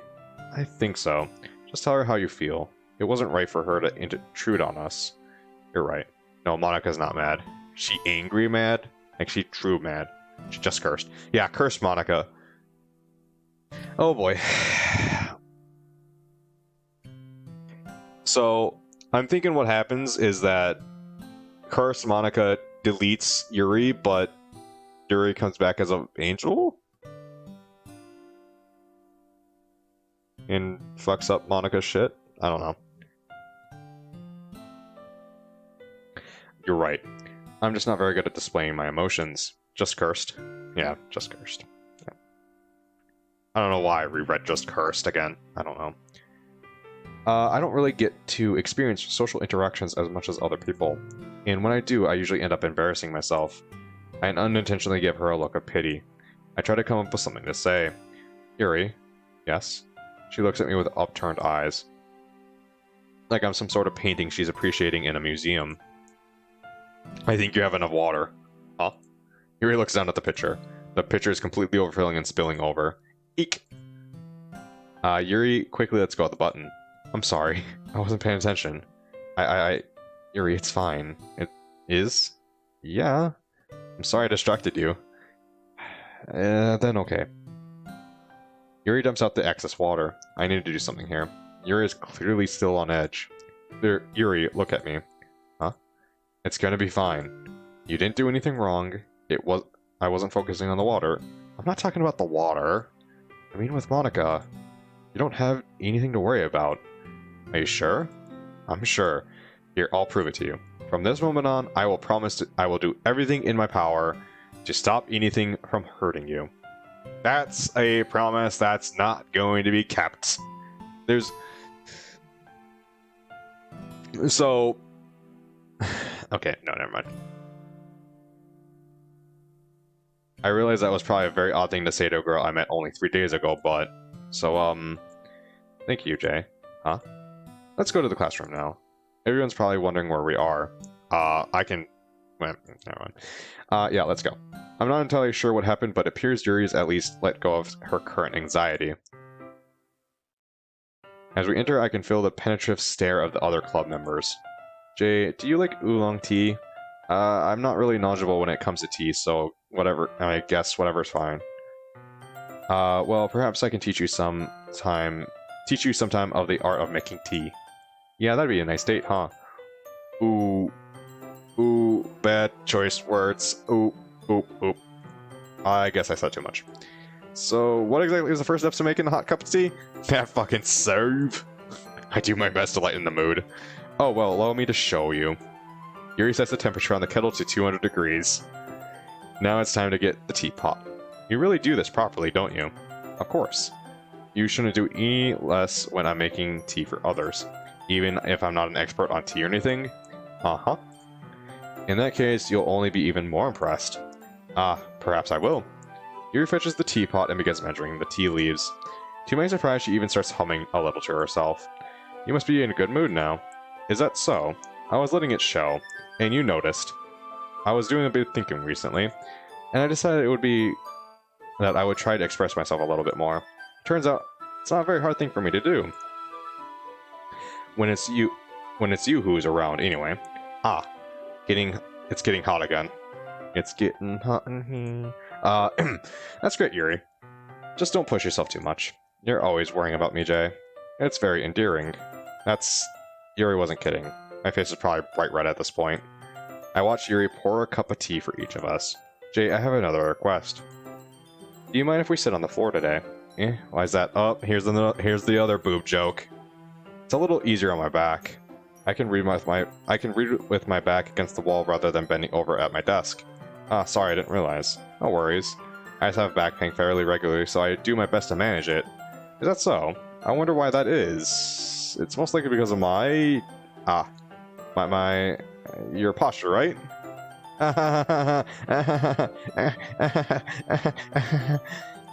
Always hunched over, like, while reading. Yes. I have terrible reading posture, so that's why we should sit on the floor. I'm 99% sure we weren't talking about reading posture, but I think it's best if I just leave that conversation at that. I'll go get the book. I retrieve the book from my bag. So I have some chocolate as well. Oh, it's the chocolate scene again, too. Just copy it straight up from the space game.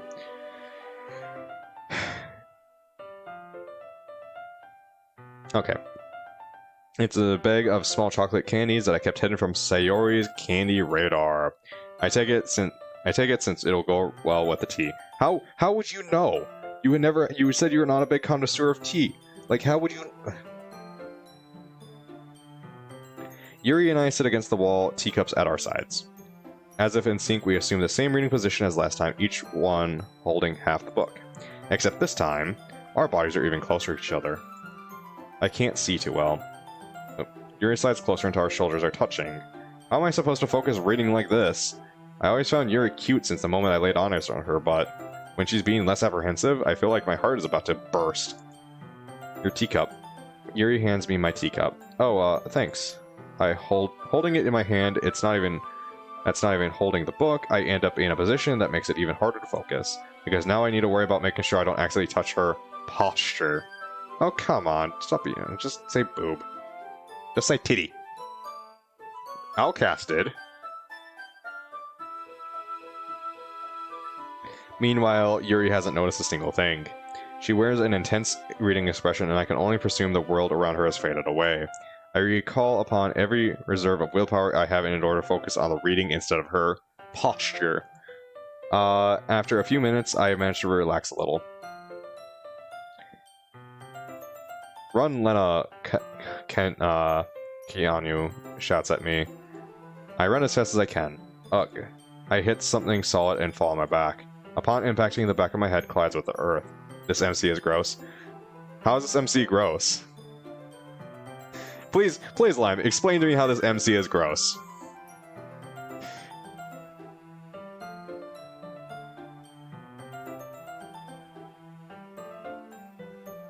Upon impact, please explain. He literally can't focus on anything but breasts. It happens in the original Doki Doki, though.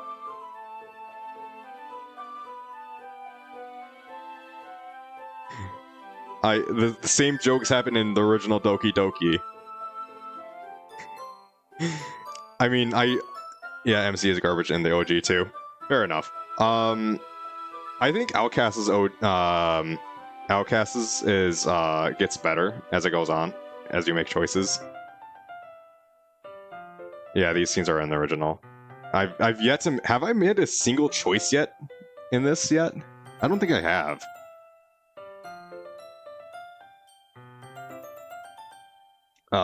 Yeah, I have. I have. I'm not considering the one where Yuri was the only choice. I would legitimately be interested in what Yuri has to say about literature, and this guy's over here sweating. Yes, but you also have to realize it's a hormonal high school boy. Like, it's gonna be difficult.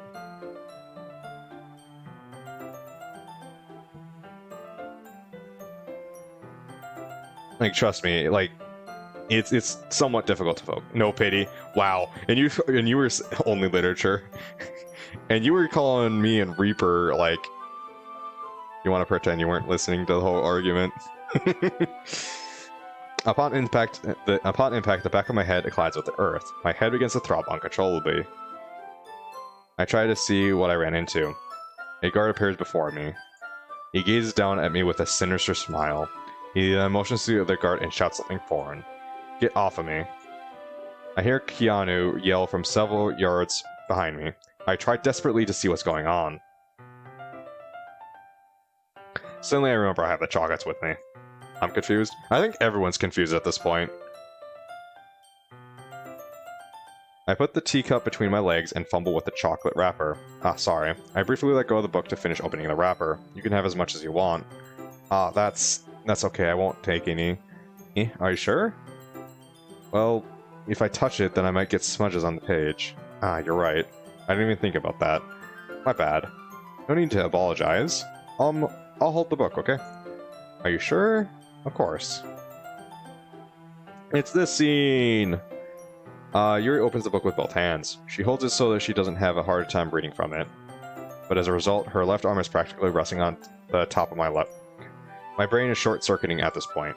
In that case, Yuri has already been dragged into her book. Yeah, it's the chocolate scene again. I take a chocolate candy and pop it in my mouth.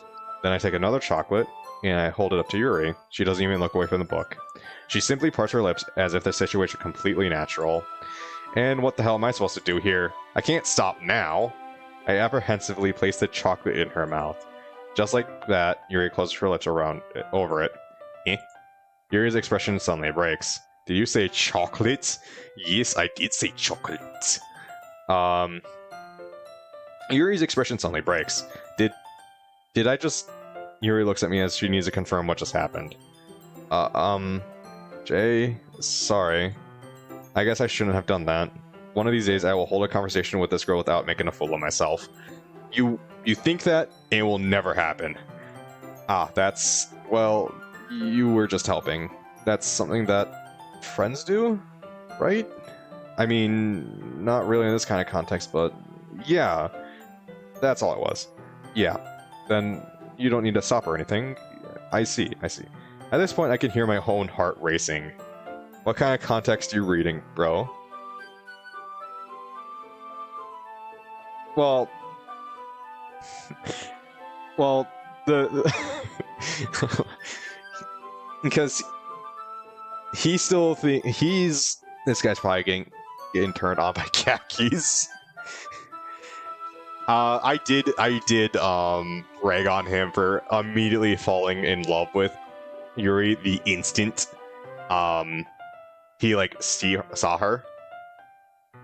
At least I think Outcast is better in that aspect because it's a very, very slow burn and getting to date Yuri, and it seems like this one's really... Edward Twilight levels of creep. Oh, dude, slow burn is the best. Yeah. Well, the thing with the slow burn is that it still has these same scenes, like all the breast jokes and stuff like that. But then it gets to the point where you more or less just read with her all the time. Like you guys, like one scene is you guys just setting up a fireplace at her house and just getting a blanket and just reading a book together. I did have to read a fully detailed, very lewd scene. I did, and I was not very happy.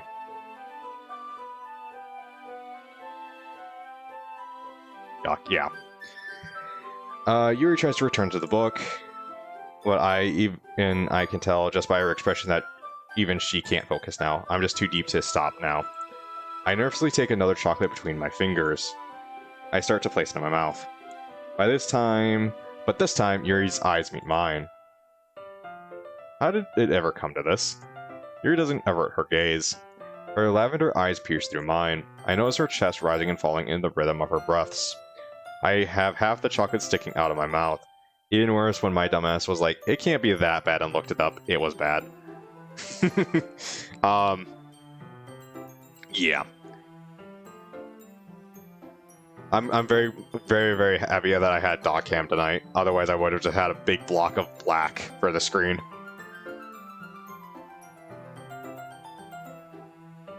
Reaper, you saying it was very, very bad, but you asking me for screenshots?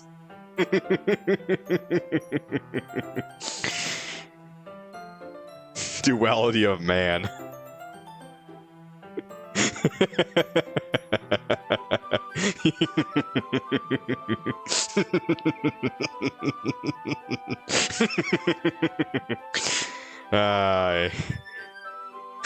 Of course I'm not wrong. When am I ever wrong?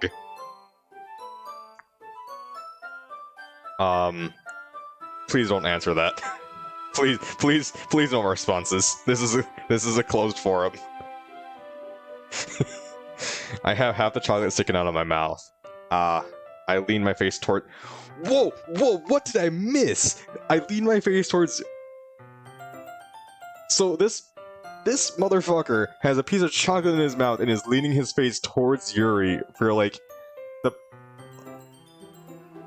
You're cringing right now? Dude, I'm just impressed by the balls on this guy. Like, this is... I don't cringe you, but oof. This is a high-level maneuver. Let's see if it pays off. It's as if both of us are in a trance. Our faces grow ever closer. The rest of the world is gone. Monika. It's just me and Yuri. Yep, Monika.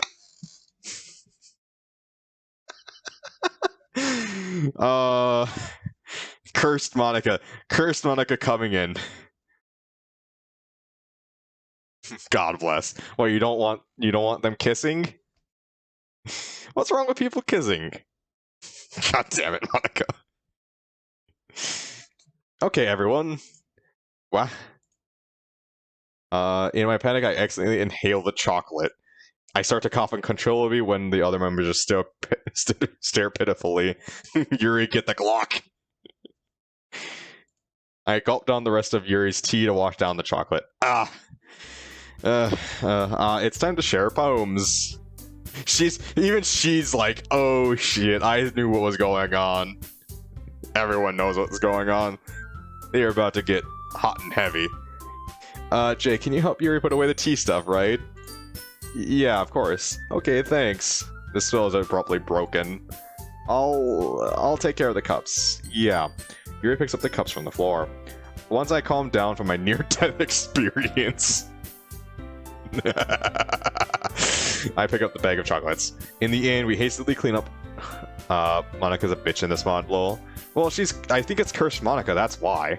Monika's literally pointed out, don't get close to Yuri. Like, Yuri needs to calm down. Like, yeah, you're pointing out very specific things.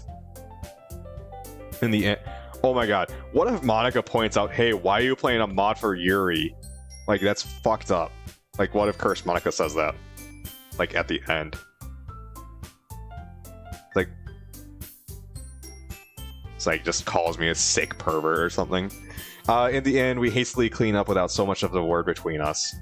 I get the feeling that this is something neither of us will have the courage to bring up.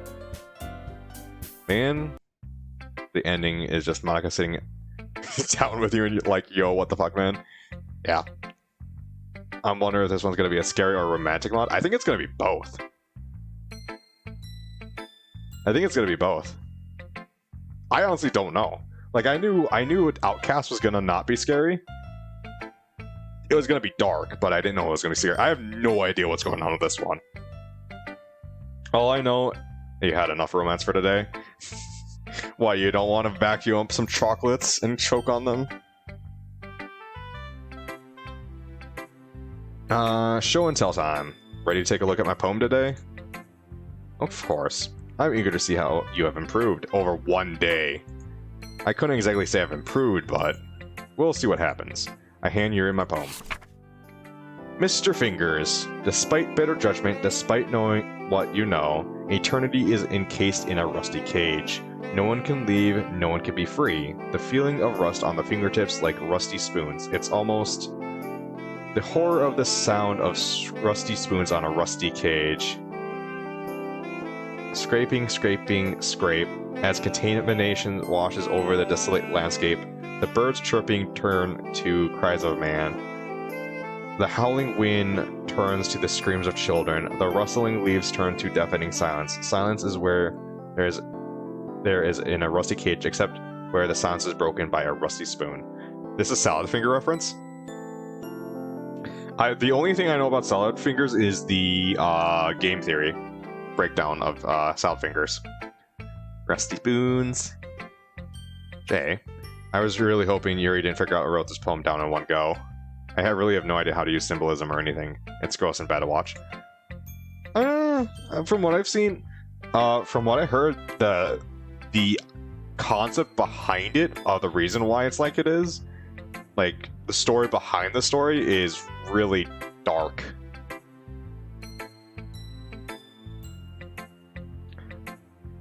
Yeah.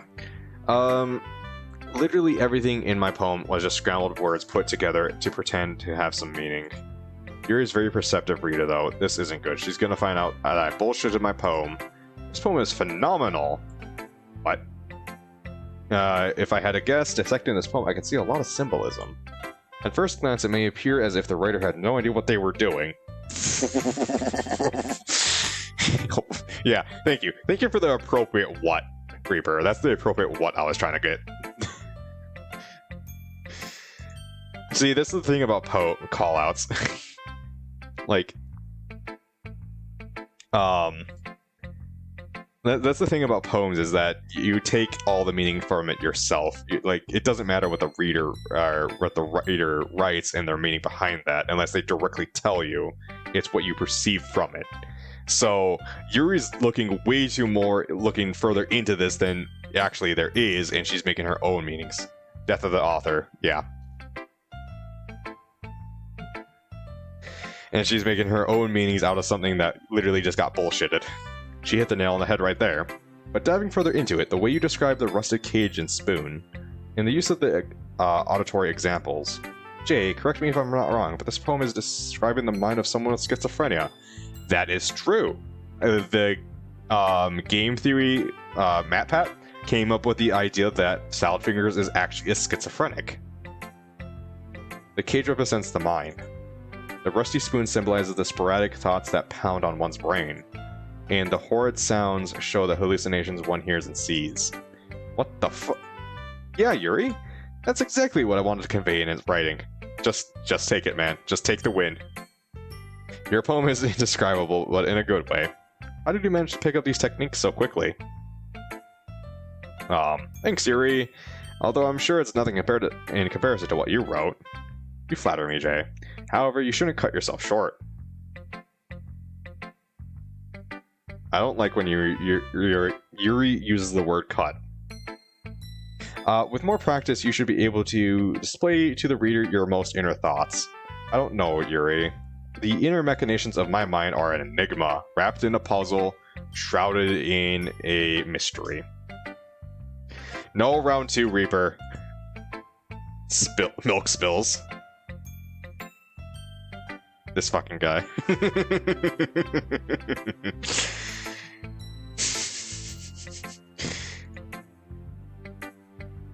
Anyways, please continue. Yes.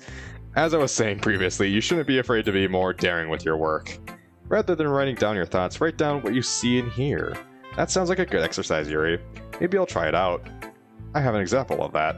If you maybe want to... I'd love to read it. Yuri smiles dreamily. Imagine all of this is just in the MC's head, like her smiling dreamily, and in reality she's just smiling normally. Like this is all, like all this stuff is just in the MC's head.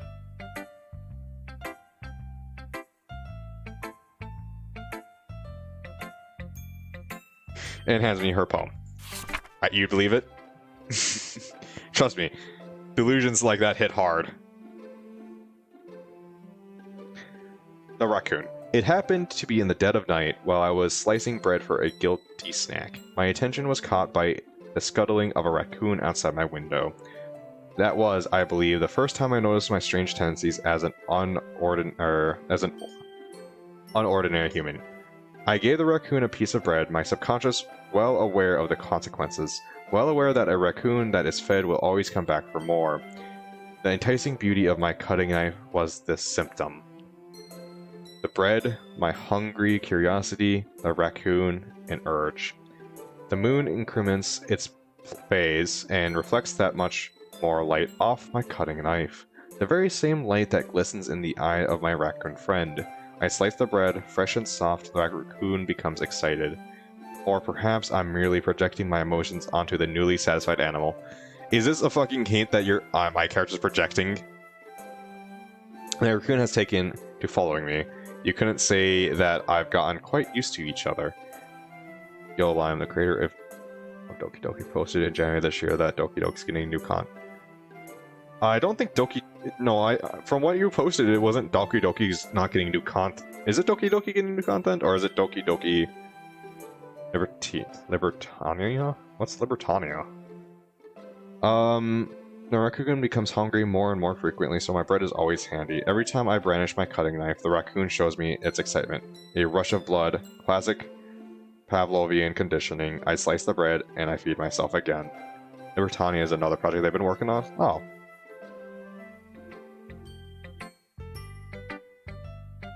Doki Doki's getting new content, but not a sequel. Yeah, okay.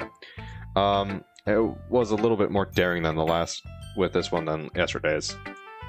I can see that. It's a lot more metaphorical. Maybe I'm just dense, but I don't have even the slightest clue as to what this poem was supposed to mean. That's right. It's a bit closer to my preferred writing style. Yet, I don't think there will... I think Doki Doki Literature Club will be ruined if there's a sequel. I don't think a sequel is good for Doki Doki.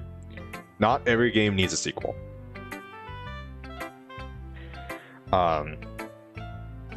Using the poem as a canvas to express vivid imagery and convey emotions through them. Yeah, if I take it as face value, then I can't even figure out what it's supposed to mean. Well, I think it's something that different people can relate to in their own way. I want to express the way it feels for me to indulge in my more unusual hobbies. I think what made DLC powerful is that it caught you off guard. Yes. Definitely. That's definitely what made it. Well, it's also kind of a trendsetter, kind of, if you think about it, for visual novel horror games that interact with your file system and stuff like that. It looks all cute, but it isn't. A sequel would spoil that. Yeah. Like, there's games that mess with your file system before, but no visual novel, to my knowledge, like, did what it did. And plus, the characters are written really well. And plus, you know, the psychological elements of messing with the girls themselves. Like, all of that. You're still waiting for Bubblegum Bitch to run. Yeah, we'll see. It's those sort of things I'm usually forced to keep for myself. So sometimes I enjoy writing about them. Why do you keep them for yourself?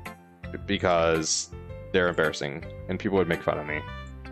Do you really think that, Yuri? Yuri nods slowly. Well, I suppose I can't speak for everyone, but I want you to know that, no matter how strange your hobbies may be, I would never judge you based off of them. You don't really mean that? Of course I do. Everyone has their own weird hobbies. They may or may not want to share. Like me being a streamer. No one knows I'm a streamer. Outside of Devil and Blaze. But Blaze doesn't know me in real life. So the only person in real life that I've seen physically is Devil. He's the only person that knows I'm a streamer.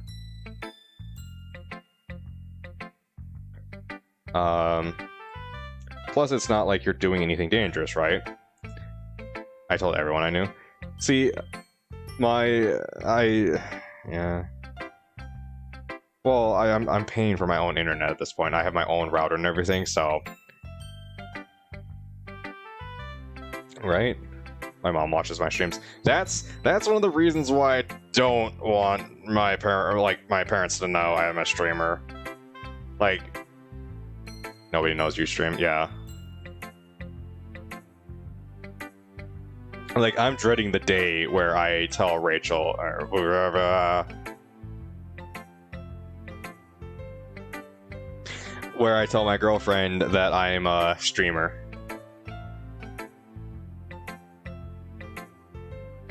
I mean, if you're gonna spend this much time on it, might as well be open about it.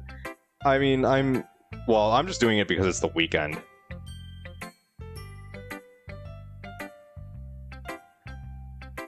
Like, tomorrow night, I'm only gonna go until midnight. Except my brother, because we're planning on streaming together. Yeah, that's fair enough. Right? I mean, I know that I have a lot of guilty pleasures I'm embarrassed about. You mean, like, streaming. This is really fun for me, actually, streaming. I feel like everyone has a little something like that. The best we can do is respect each other and our individualities.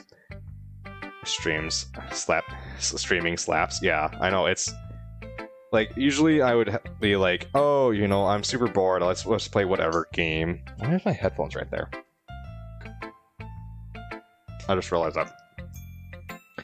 But it's like, I don't know. I feel like I'm the most technologically advanced person in my family, like by far. Ain't nothing better than sharing a game you love with people who love the game. Yeah, exactly. And I don't get to do that very often. So that's why I kind of enjoy streaming so much, I think, is because I get to talk to you two, and Chips, and Crispy, and what about Autism Powered?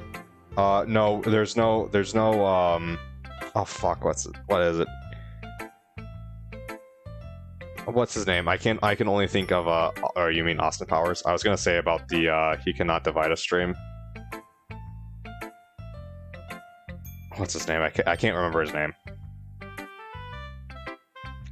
Even if it's difficult sometimes, and some of us take, some things make us uncomfortable. After all, if I hadn't learned to embrace my own weirdness, I would have probably hated myself.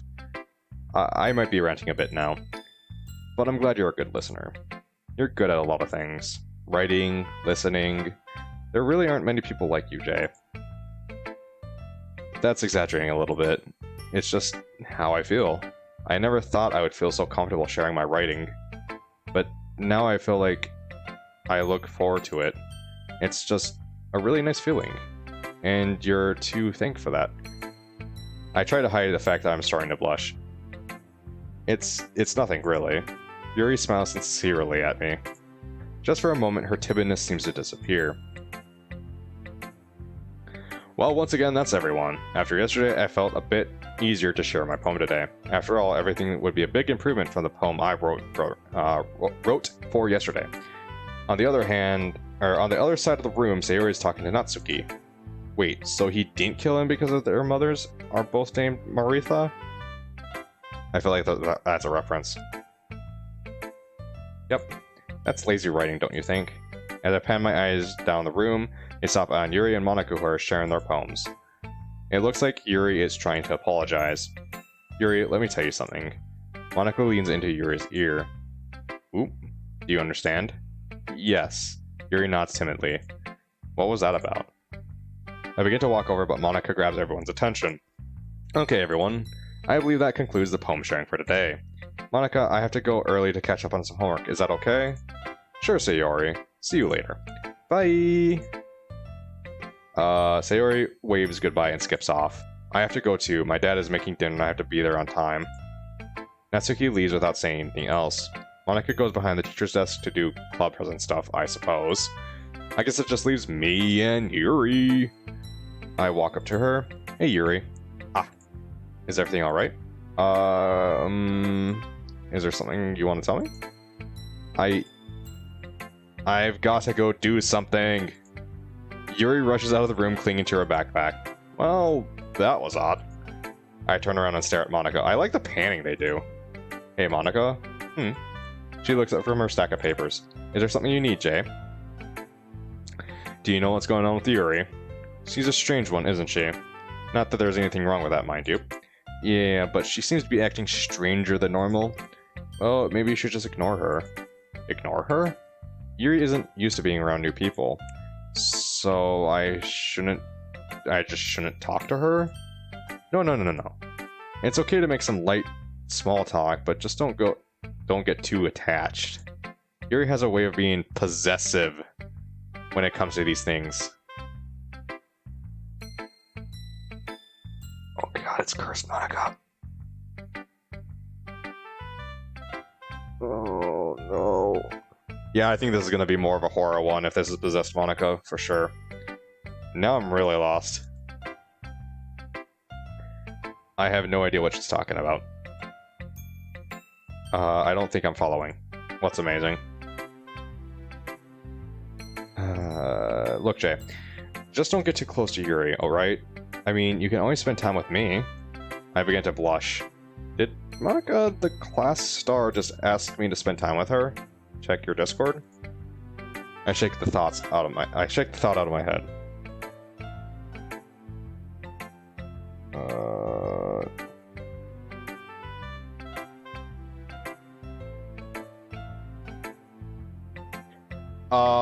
Reaper, what did...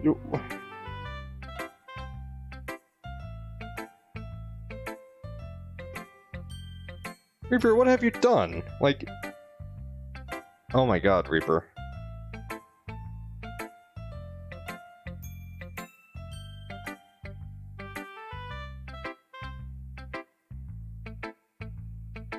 Okay.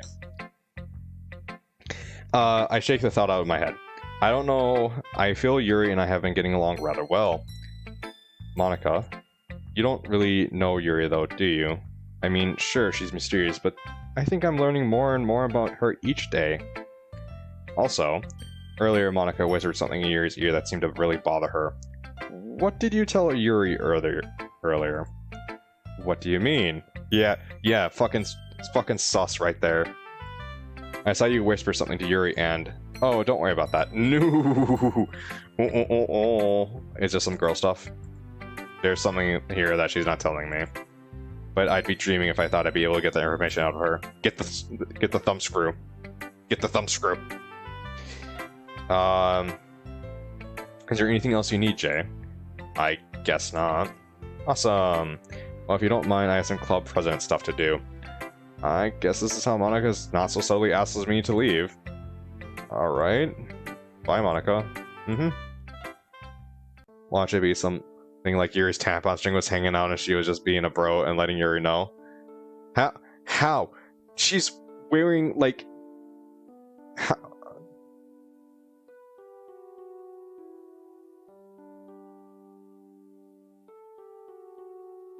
I don't think the string is that long, is it? Mama, they're wearing skirts. They're also wearing underwear. Like, you would think they would get at least shortened up a little bit. And I don't think... I'll assume you're right, Lime, because it can hang out of underwear.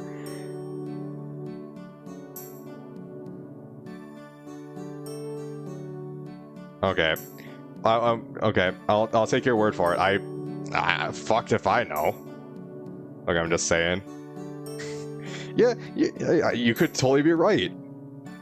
I think Lime's going for the theory that MC is just imagining all this shit.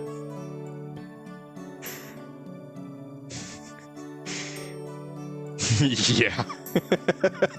Just at the same time. Ugh. Girl stuff.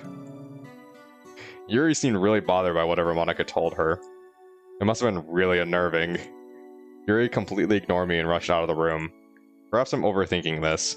And whatever it was that Monika was saying about Yuri being obsessive over these things, what does she even mean by these things? And what does she mean by obsessive? I feel Yuri and I have gotten fairly close and I'm starting to actually understand her. Or perhaps she's only showing me what she wants me to see. This is getting me nowhere. I can't focus on anything except Yuri. I need to clear my mind. Perhaps writing a poem will help. Okay. How long is this one act? Jesus, I was trying to go, hey, let's just get through this one act. And then call it, but the act is still going. Well, the school day's over. Time to head to the literature club. There's an odd tension in the air yesterday. I want to talk to Yuri to clear things up. I don't care if Monika told me to stay away from her. It's obvious something's bothering her and I'm going to get to the bottom of it. I arrive in the front of the door. Before I open it, I hear muffled shouting from the other side. What the? I hastily open the door. Yuri and Monika? Monika, I'm sorry for disrespecting you. What's this music? Monika, I'm sorry for disrespecting you. I don't want your apology. Ever since you joined this club, you've been toxic. You sit at your desk, face shoved in your book, and you don't communicate with any of us. You outcast yourself and take up space. You know there's these things called a library, right, Yuri? So if you're gonna come and just read and isolate yourself, you can do it there. What do you say about that, Yuri? Yuri exhales sharply. I think you're a total bitch. Oh. Psycho Yuri. You have no right to treat me this way. You think you know everything, but guess what, Monika? You're just some dumb slut. You think just because you're popular you can walk over everyone else? Well, think again. Because when I'm done with you, not even your... Oop. Oh, that just skipped ahead by itself. Go ahead, Yuri. Show everyone what you're really like. Fucking... Show Jay what you're really like. Yuri glances around and notices that I've been in the room for the whole time. What did that say before I got cut off? What was it gonna say? I don't know. Like... Jay, wait, it's not what you think. I'm not really like this. Yuri's eyes frantically look around the room. Here's a suggestion, Yuri. Have you considered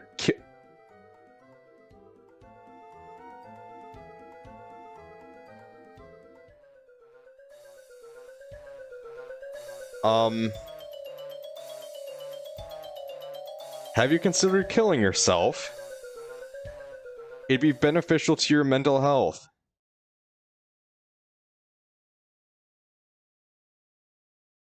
Once again, Yuri rushes out of the room with tears in her eyes. And Monika smiling like the bitch. Monika, what the hell is wrong with you? You're going to blame me? Why would you say something like that? Now you see how Yuri really is. I can't believe this. Monika went out of her way to show the worst side of someone. You're disgusting. I turn to see that Sayori is also here, but in a chair, hands held tightly against her ears. I need to find Yuri. I want to do that, Jay. You may not like what you see. Go to hell, Monika. I rush out of the room without another word. Now time to find Yuri. I run down the halls looking through the empty classroom trying to find her. I make my way to the end of the hall near the staircase. I can hear muffled sobs coming from upstairs. That has to be Yuri. I run up the stairs as quickly as I can. Yuri... Oh, this is a custom-made scene. What the hell?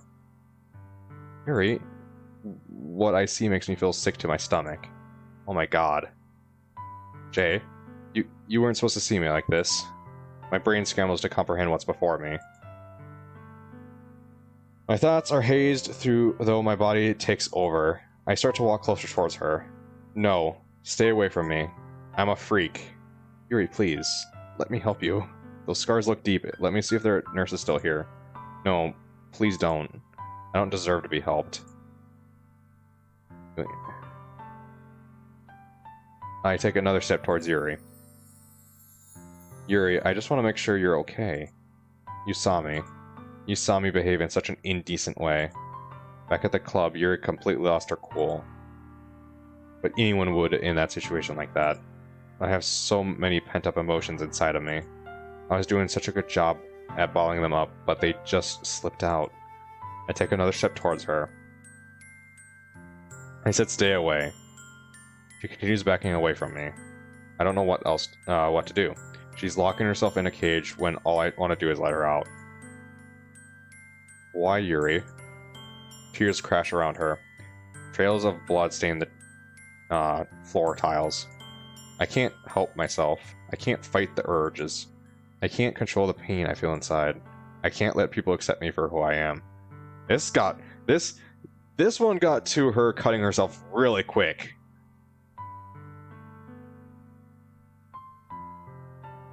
I can't accept me for who I am, because who I am is a monster. I take more steps to reach out to her. Stop it. Don't you understand I don't want to be helped? Just leave me alone. Yuri turns around and runs away from me. Wait. I chase after her, but it's no use. She's too fast and I lose sight of her. I fall to my knees and hang my head down in shame. This was happening all the time. This was happening all this time. I should have known. I have to find her. Pressing my hand into the tiles, I heave myself onto my feet. I continue to rush down the hallways.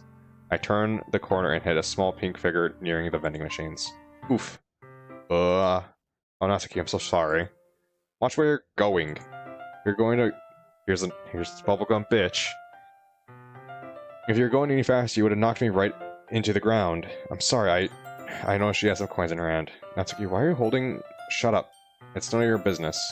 Alright, sorry. You don't have to seem so defensive about it. Damn. Alright, I'm sorry.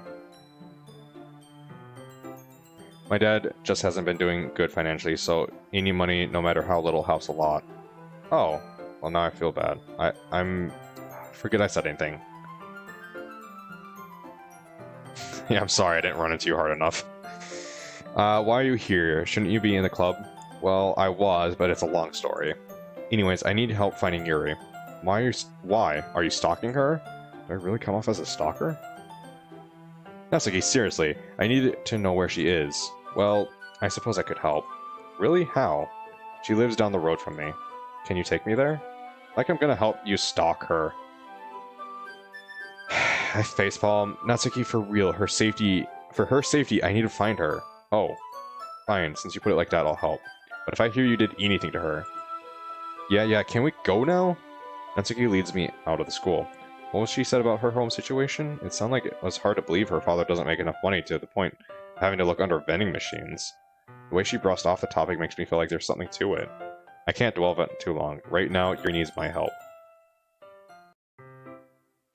Natsuki stops and points to a house. There it is. Thanks, Natsuki. Whatever, just keep this day between you and me, okay? She walks up and eventually gets out of sight. I make my way to the front door. Here I go. I press against the doorbell. No answer. I knock loudly on the door. Yuri, it's me, Jay. I just want to talk to you. I look up at one of the upstairs windows. Inside I can spot a purple figure peeking from behind the curtains. Quickly she jerks the curtains shut. Well, this is definitely the right house. Is it going to be the same house as Outcast? I don't know. We'll see. I mean, this entranceway is different. How can I convince Yuri to let me in? Light bulb! I bang on the door once more. Yuri, I brought our book. I figured since we left the club early today, we could read it somewhere else. Within 30 seconds, I hear the sound of the locks turning. I don't... I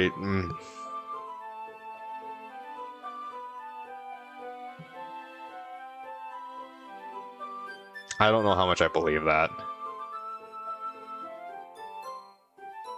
I can't believe that worked.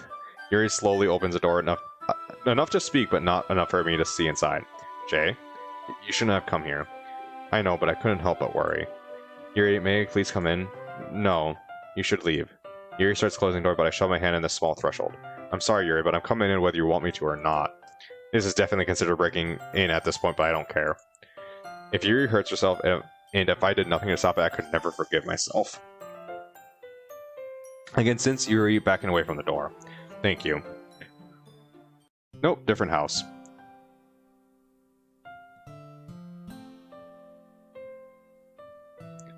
Once I walk into the house, Yuri stands before me. If I had known any better, I would have thought she had been kept in here for weeks. Staying this close, I can see her arm clearly. Oh, it's on both arms too. You can very subtly see right here. I thought it was just on this arm. Alright, so to say what's left of her arms.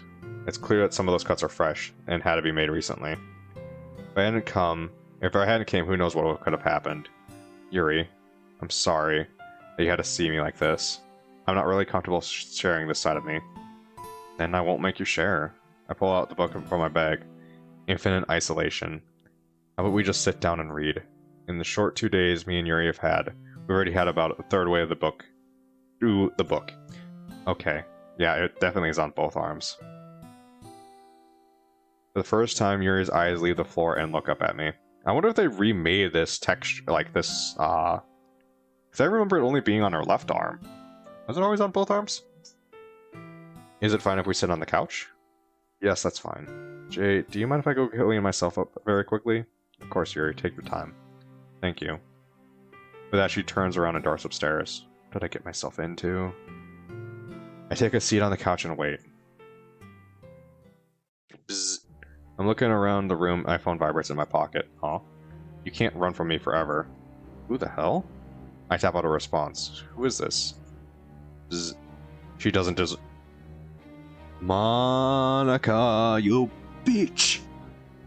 She doesn't deserve you. What the fuck is going on? Who is this person? How do they have my number? Jay.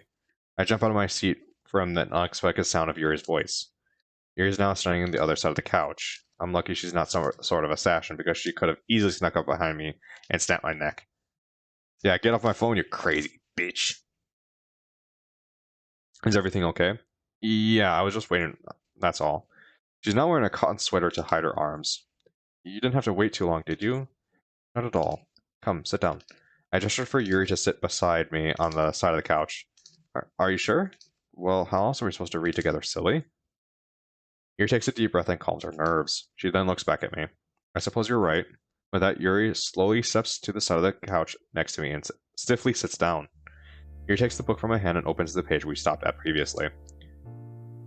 As we continue reading the book, we are following the main life of the character as she is now forced to live the rest of her life in a small cell with no human contact. She is constantly haunted by visions of her dead husband who was brutally hanged in front of her. She's also tormented by hallucinations of the guard laughing and mocking her. She's slowly starting to spiral into this dark pit of insanity.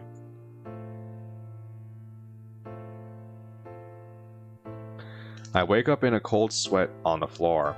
I try to get up but fall back to the ground. Rah! Everything hurts. I don't know how much time has passed since Keanu was hanged. I stopped counting the night cycles after about a week. It just seemed pointless. I haven't gotten any sleep either. How can I sleep when every time I close my eyes I see his body swaying underneath the tree? Those damn bastards. I go over to the small sink in my room and run the cold water. You failure. Huh? I hear an ominous voice call to me. I look to the mirror and my reflection stares back. Suddenly it opens its mouth. You couldn't save him, it whispers to me. Do you know how important you were to him? And you let him die alone. No, I say. I shout back to my reflection. Stop. You're not real. Oh, I'm as real as you are, it responds. I'm just a reflection of you, after all. She or I say that in a matter-of-fact way. My reflection continues to pester me. You can't hide from me. I am you. I scream at the top of my lungs. Get out of my head. I punch the mirror and it shatters.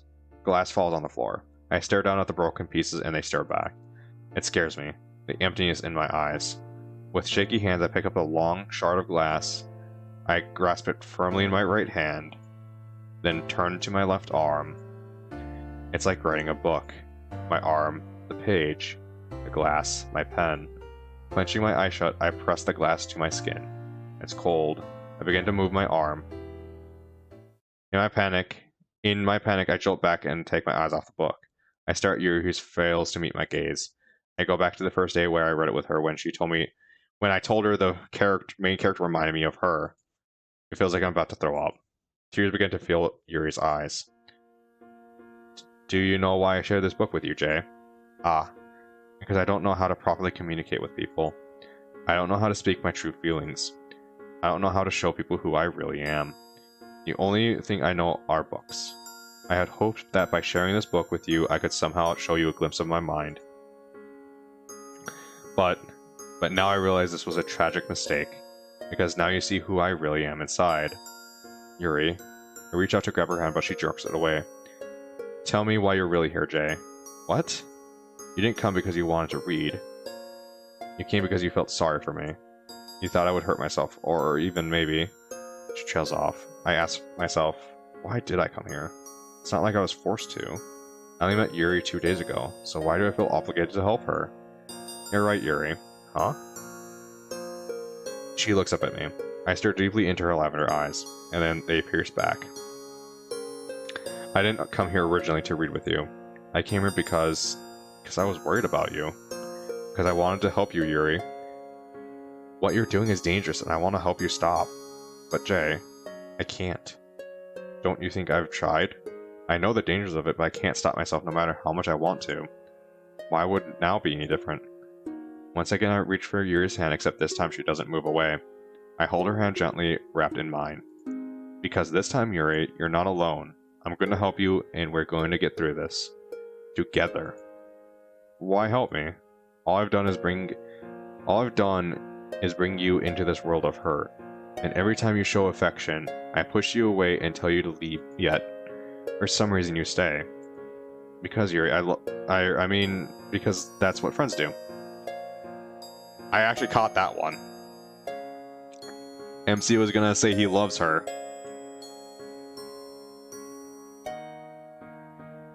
They stay by each other no matter how hard life gets. I almost just told Yuri I loved her. Do I love her? I don't even know what love is. I don't have any friends, Jay. That's not true, because now you have me, and I won't let anything or anyone hurt you from here on. Suddenly I remember something. Oh, I almost forgot. Huh? I have something for you. I grabbed my bag. You weren't at the club today, so we didn't get to share poems. I pull out a sheet of paper from my bag. I wrote this for you. Hmm? I know it's not your preferred style, but it does express how I feel. I wrote it yesterday. I just had a weird feeling and I wanted to express it. I didn't write anything. That's okay. Do you want to read it? She silently nods. With her hesitant hand, she reaches for my poem. Amethyst Angel. You keep your secrets locked inside. There's a storm within your mind. I'll be the light to guide you through the dark. I promise that I will fix your broken heart. I know you're hurting deep inside. I promise it'll be okay. I promise no one will ever hurt you. We can find that special day. You're too perfect for this world. Your heart is made of solid gold. I promise, pretty lady, that together we'll grow old. I went into your twisted world of pain so I could get you out. Such a beautiful person, you're the one I can't live without. Oh, gag, Lime. Lime the romantic over here, jeez.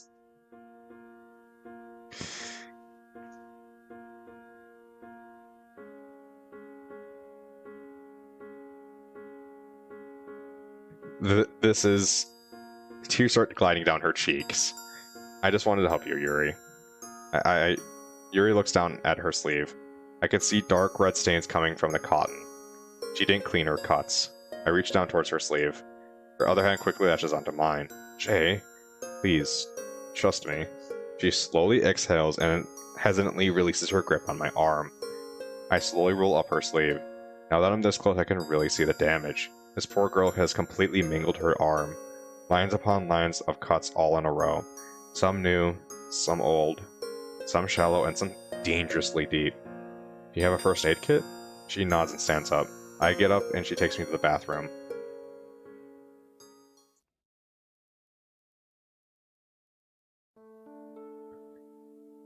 Alright. I think that's where I'm gonna probably leave it for tonight, since it just seems to keep on going on and on.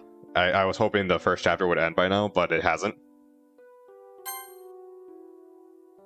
Oh yeah, there was one choice. This one right here.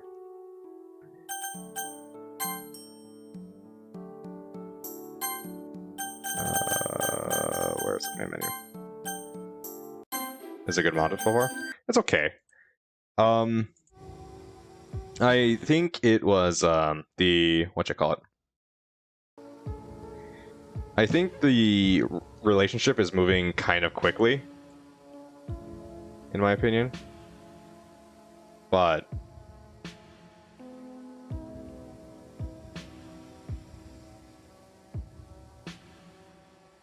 I don't know. Maybe it's just my opinion that it's moving too quickly compared to Outcast. It feels just like Outcast, but with Cursed Monika. Well, we don't know if it's Cursed Monika or not yet. That's the thing. That's kind of what's up in the air. But it's moving way faster than Outcast. And it definitely seems like there's gonna be some conflict with someone, at least. It's gonna be Monika, probably. But well, with Bitchy Monika. Yeah, at minimum, Bitchy Monika, at worst, Cursed Monika. And Bitchy Bubblegum Princess.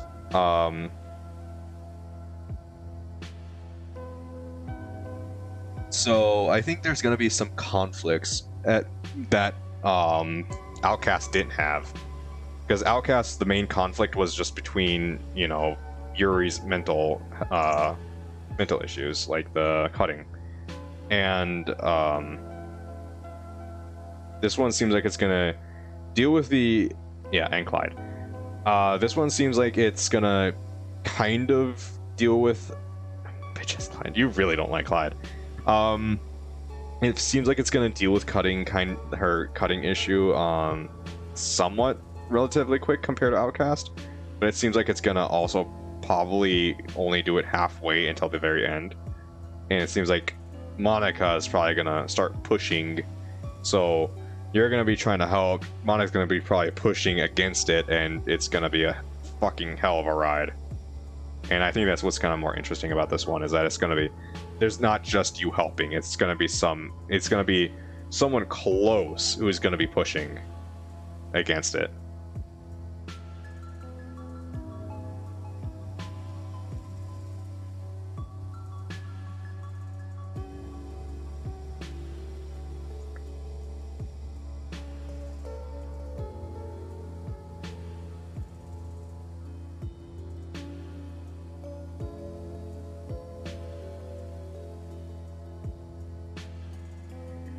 I don't know if anyone has any theories or anything. I feel like Sayori is partnered with Monika though. Like partnered as in partnered trying to cause more damage, or partnered as in like friend? Like what do you mean by partnered?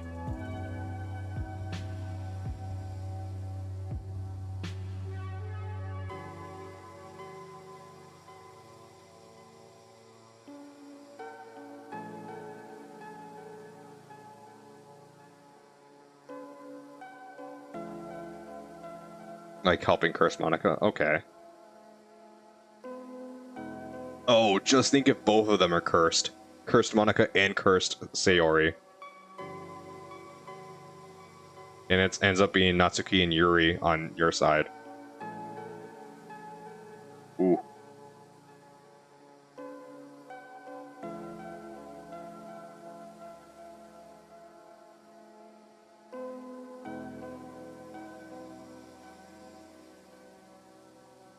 Oh, they already cursed in the original game.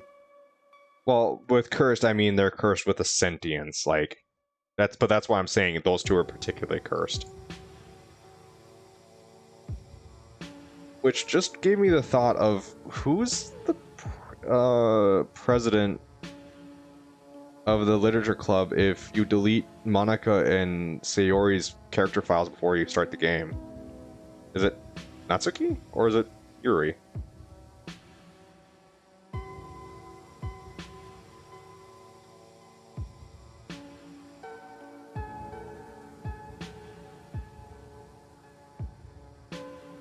You think it would be Yuri?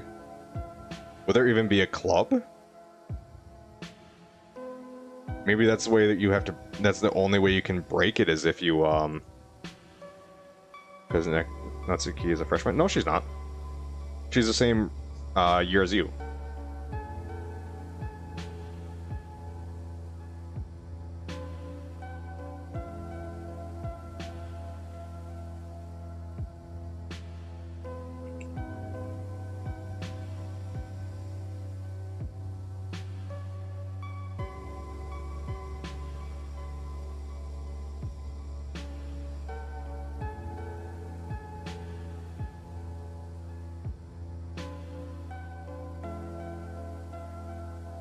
Not according to Google. Oh well.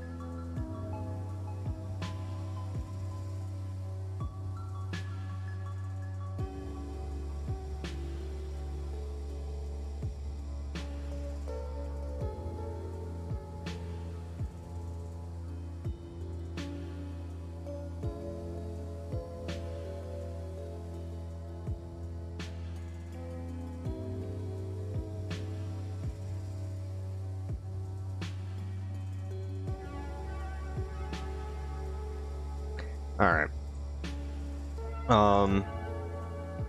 Yeah, so I will be streaming again tomorrow.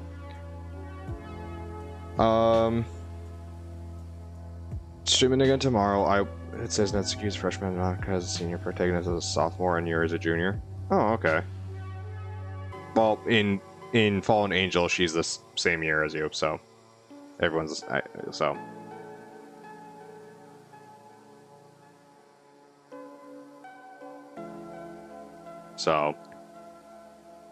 So I guess you, Sayori, and Natsuki is sophomores. I guess. Who knows? Who honestly knows?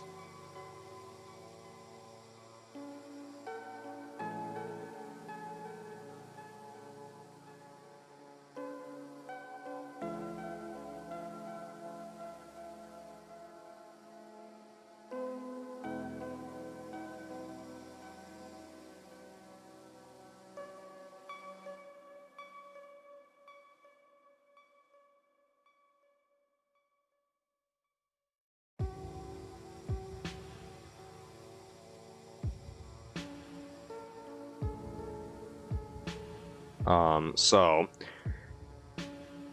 what was I saying? Stream again tomorrow night. It won't be nearly as long as these past couple streams. It's just going to be probably a 2-3 hour stream, not a almost 6 hour stream. Oh my god, how many hours have I streamed in the past few days?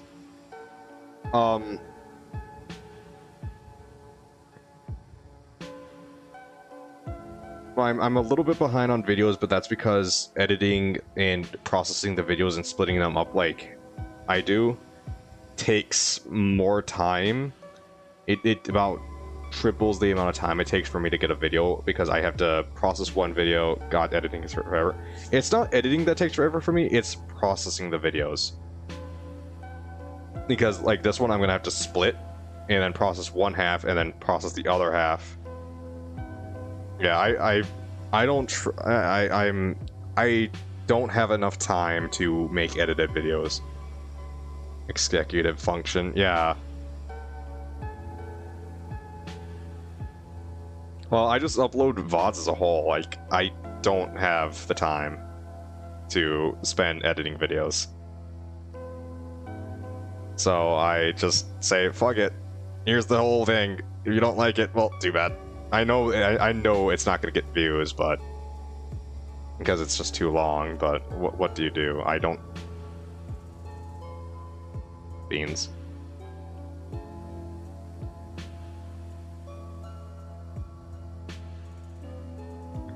Beans, the magical fruit. All right. Looking cursor images in Discord. I already did. I've already looked at the cursor images.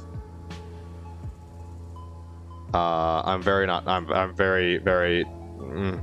Yeah, those are cursed images. Yep. We cursed posting now? Yeah, there's cursed images and stuff like that. Channel. Love cursed shit. Yeah. Well, then you'll love cursed Monika.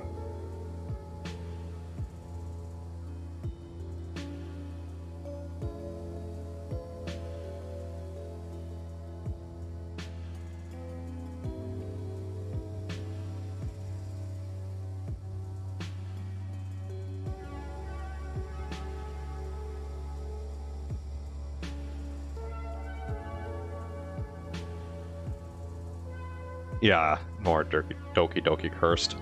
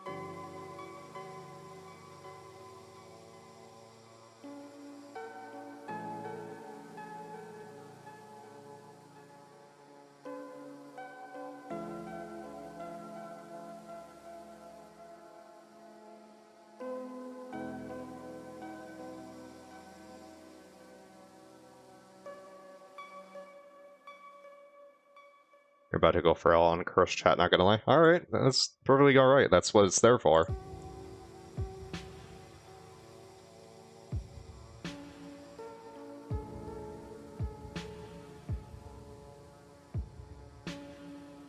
It's a competition. You're super tired. I'm tired as well. I'm probably going to stop end the stream and read a little bit. And why is there just okay floating bananas? That's not vaguely threatening. That's just a good time.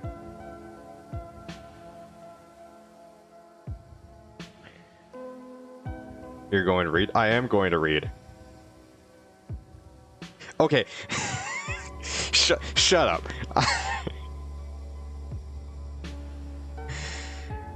I just realized I just read for like 5, almost 6 hours. I've been reading, and I'm gonna go read some more. Except I'm gonna be reading in my head because my throat is raw as fuck. I did not have enough water. Where's your knife collection? I actually do have a combat knife under my bed. Girl, gotta hydrate. Yeah, I've last night over the big stream I did, I drank 4 bottles of water. And tonight I had 2, and I drank both of those up. Check his arms. My arms are well. You will never see my arms. I am not getting on camera. Like at most, you'll see my hand.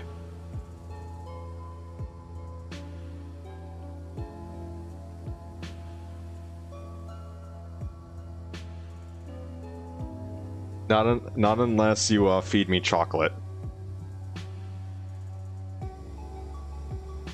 Only fans for my hands. Oh boy, are we gonna start with the OnlyFans jokes about how I should make an OnlyFans?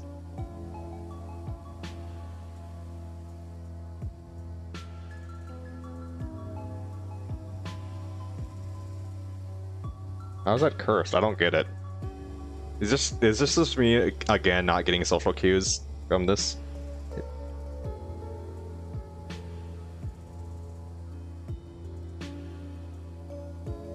Like there's bananas getting wet, and then there's like a turtle, plastic turtle. I don't get that. I don't get these cursed images.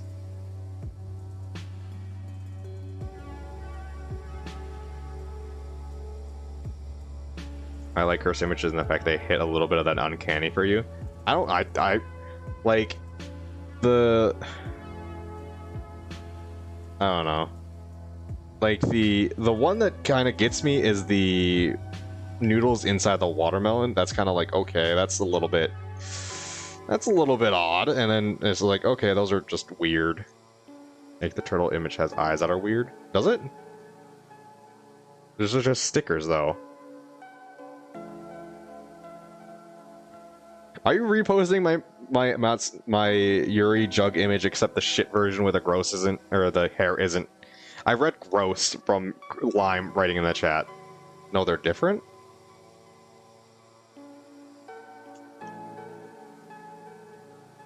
Just you reposted the one with the hair that's broke, like bad. What do you mean they're different?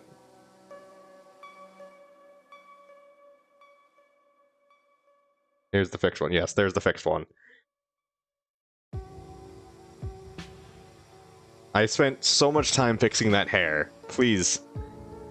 Please.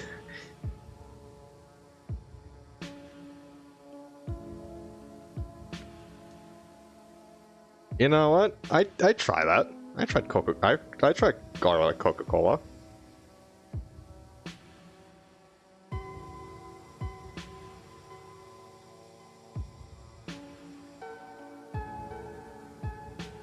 What?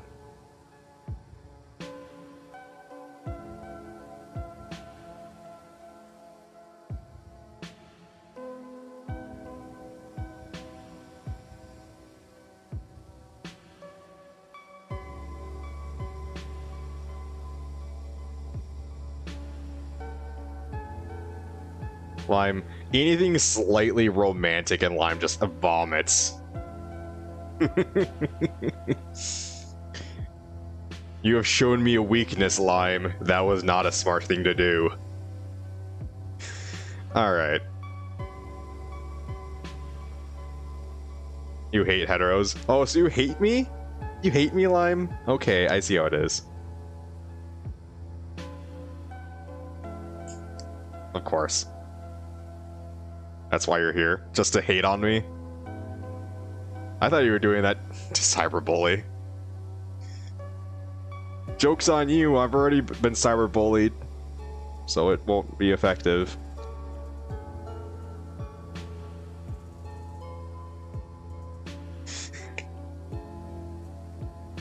It's a joke. The joke got said.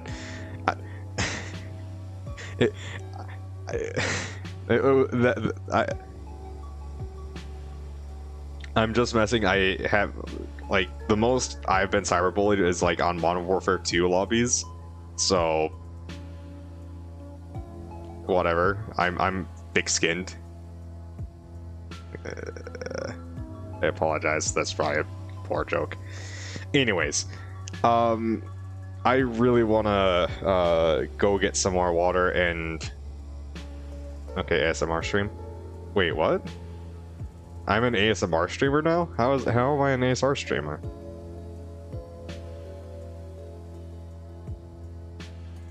Does this sound like ASMR?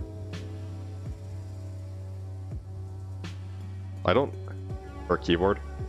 Oh. Or keyboard. Okay, the mechanical keyboard.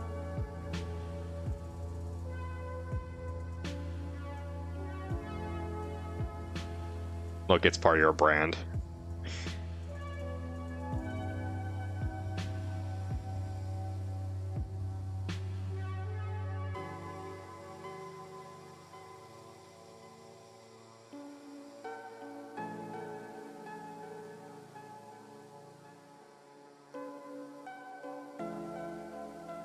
Alright. Yeah, I specifically noise gate stuff, so you guys can't hear like my mouse clicks. No, but really I just don't like romance stuff with canon high schoolers. Fair enough, yeah.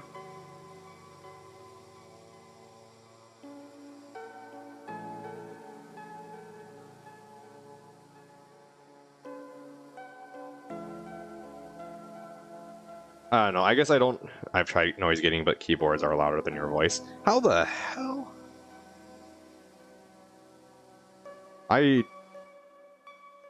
Oh, that reminds me, Lime, let me send you this while I'm thinking about it. There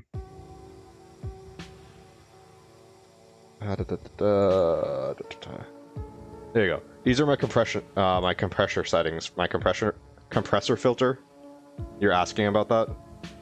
Those are my settings. I can, yeah. I don't know if the ratio is good for. It's the Q-Lime keyboard. It should actually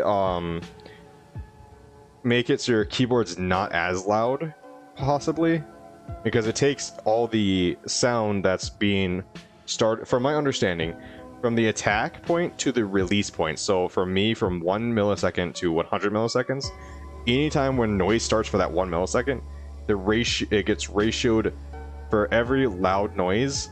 Or soft noise, it gets ratioed 10 to 1, and it goes, the threshold is negative 30 decibels. And it doesn't have any output gain, because it doesn't make me loud or anything. That's from what my understanding is.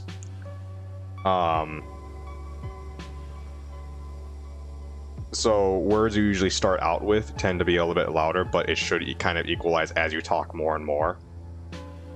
From my understanding, but that's a very layman's understanding of it. Yeah.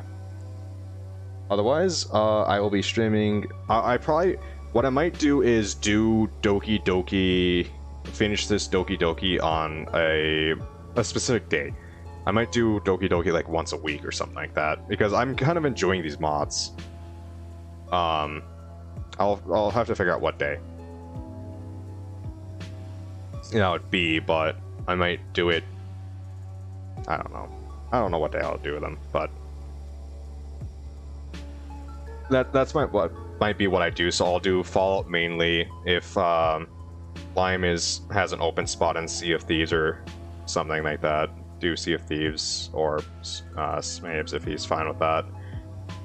Or you once a week just change your Twitch name to Yuri level 76. No, not 76, 69.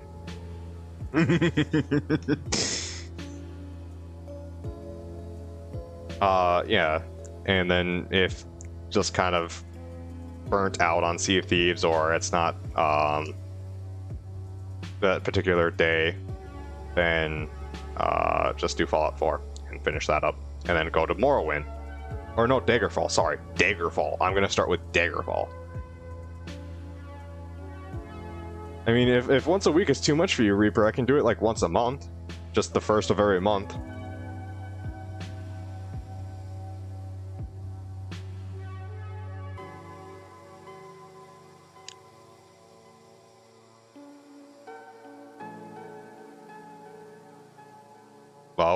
Well, what? No, what? I thought once a week was too much for you. Do you like horror games? I don't know if I have before. I do like horror games. Like I've played the Fallout 4 Grim and Whispering Hills, and yeah. I've played Phantasmaphobia.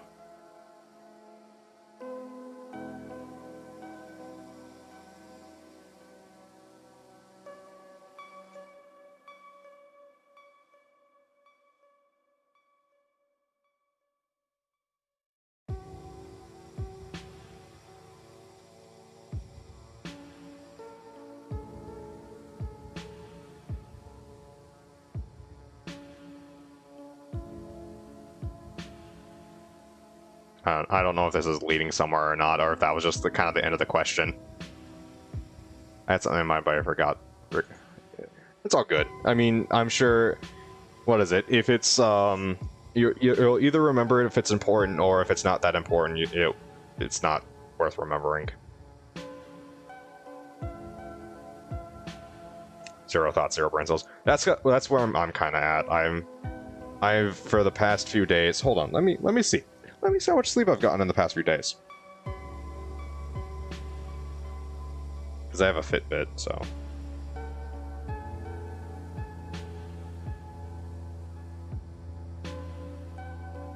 Oh boy.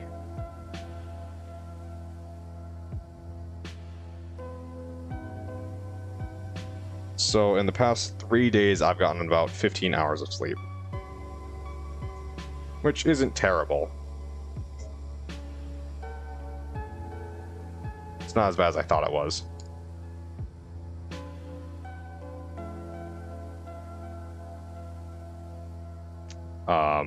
Either way. There's a Discord that was made awesome by Reaper. Lime is an awesome streamer. Reaper is an awesome streamer. If anyone who's watching me doesn't follow them, go follow them. They're awesome.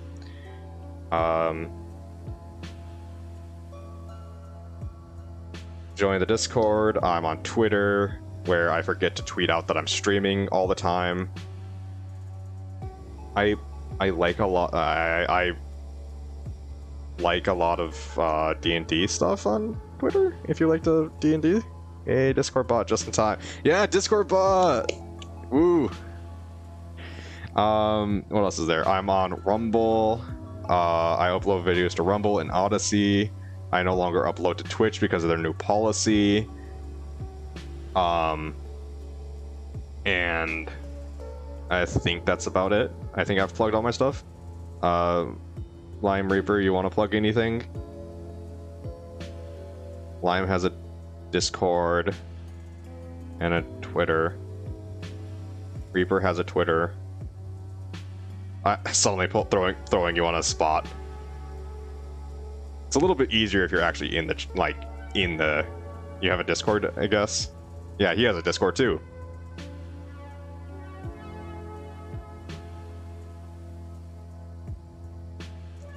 I want to plug hand washing. Wash your hands. No, I'm not gonna wash my hands. I'm gonna go and read and then eat.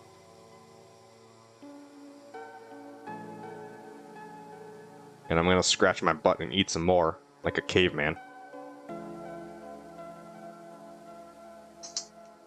No one wants to touch your nasty piss hands. Not piss hands, ass hands. Please be accurate. Nasty. It's nasty.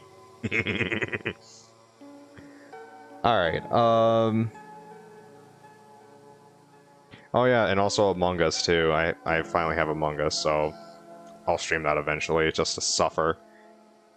And so Reaper can, and Crispy and Chips can, please, you needed another or ah?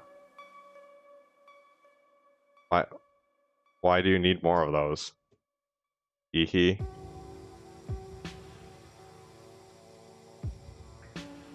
Well, I don't know why you find my is and ahs so fascinating. They're amazing. Lime, can you please, like, explain to me, like, is this just, does the 8-ball not exist? The 8-ball still exists. Why, does it not have the 8-ball stuff anymore?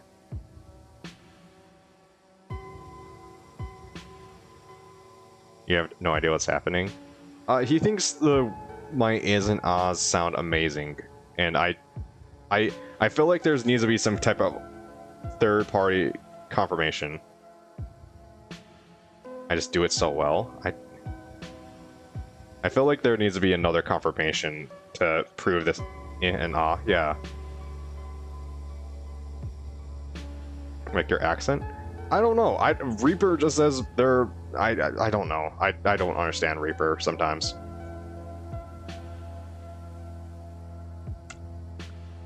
I don't know if we're talking about the same thing. Are we not talking about the same thing? I don't know what you're talking... I thought... The stream's ending here. I am confusion. Yes, I am confusion too. Whenever Yuri says and ah, you just say it short and sharply. Oh.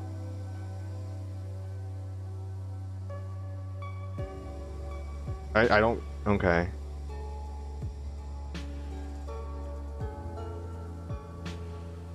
I don't... Okay.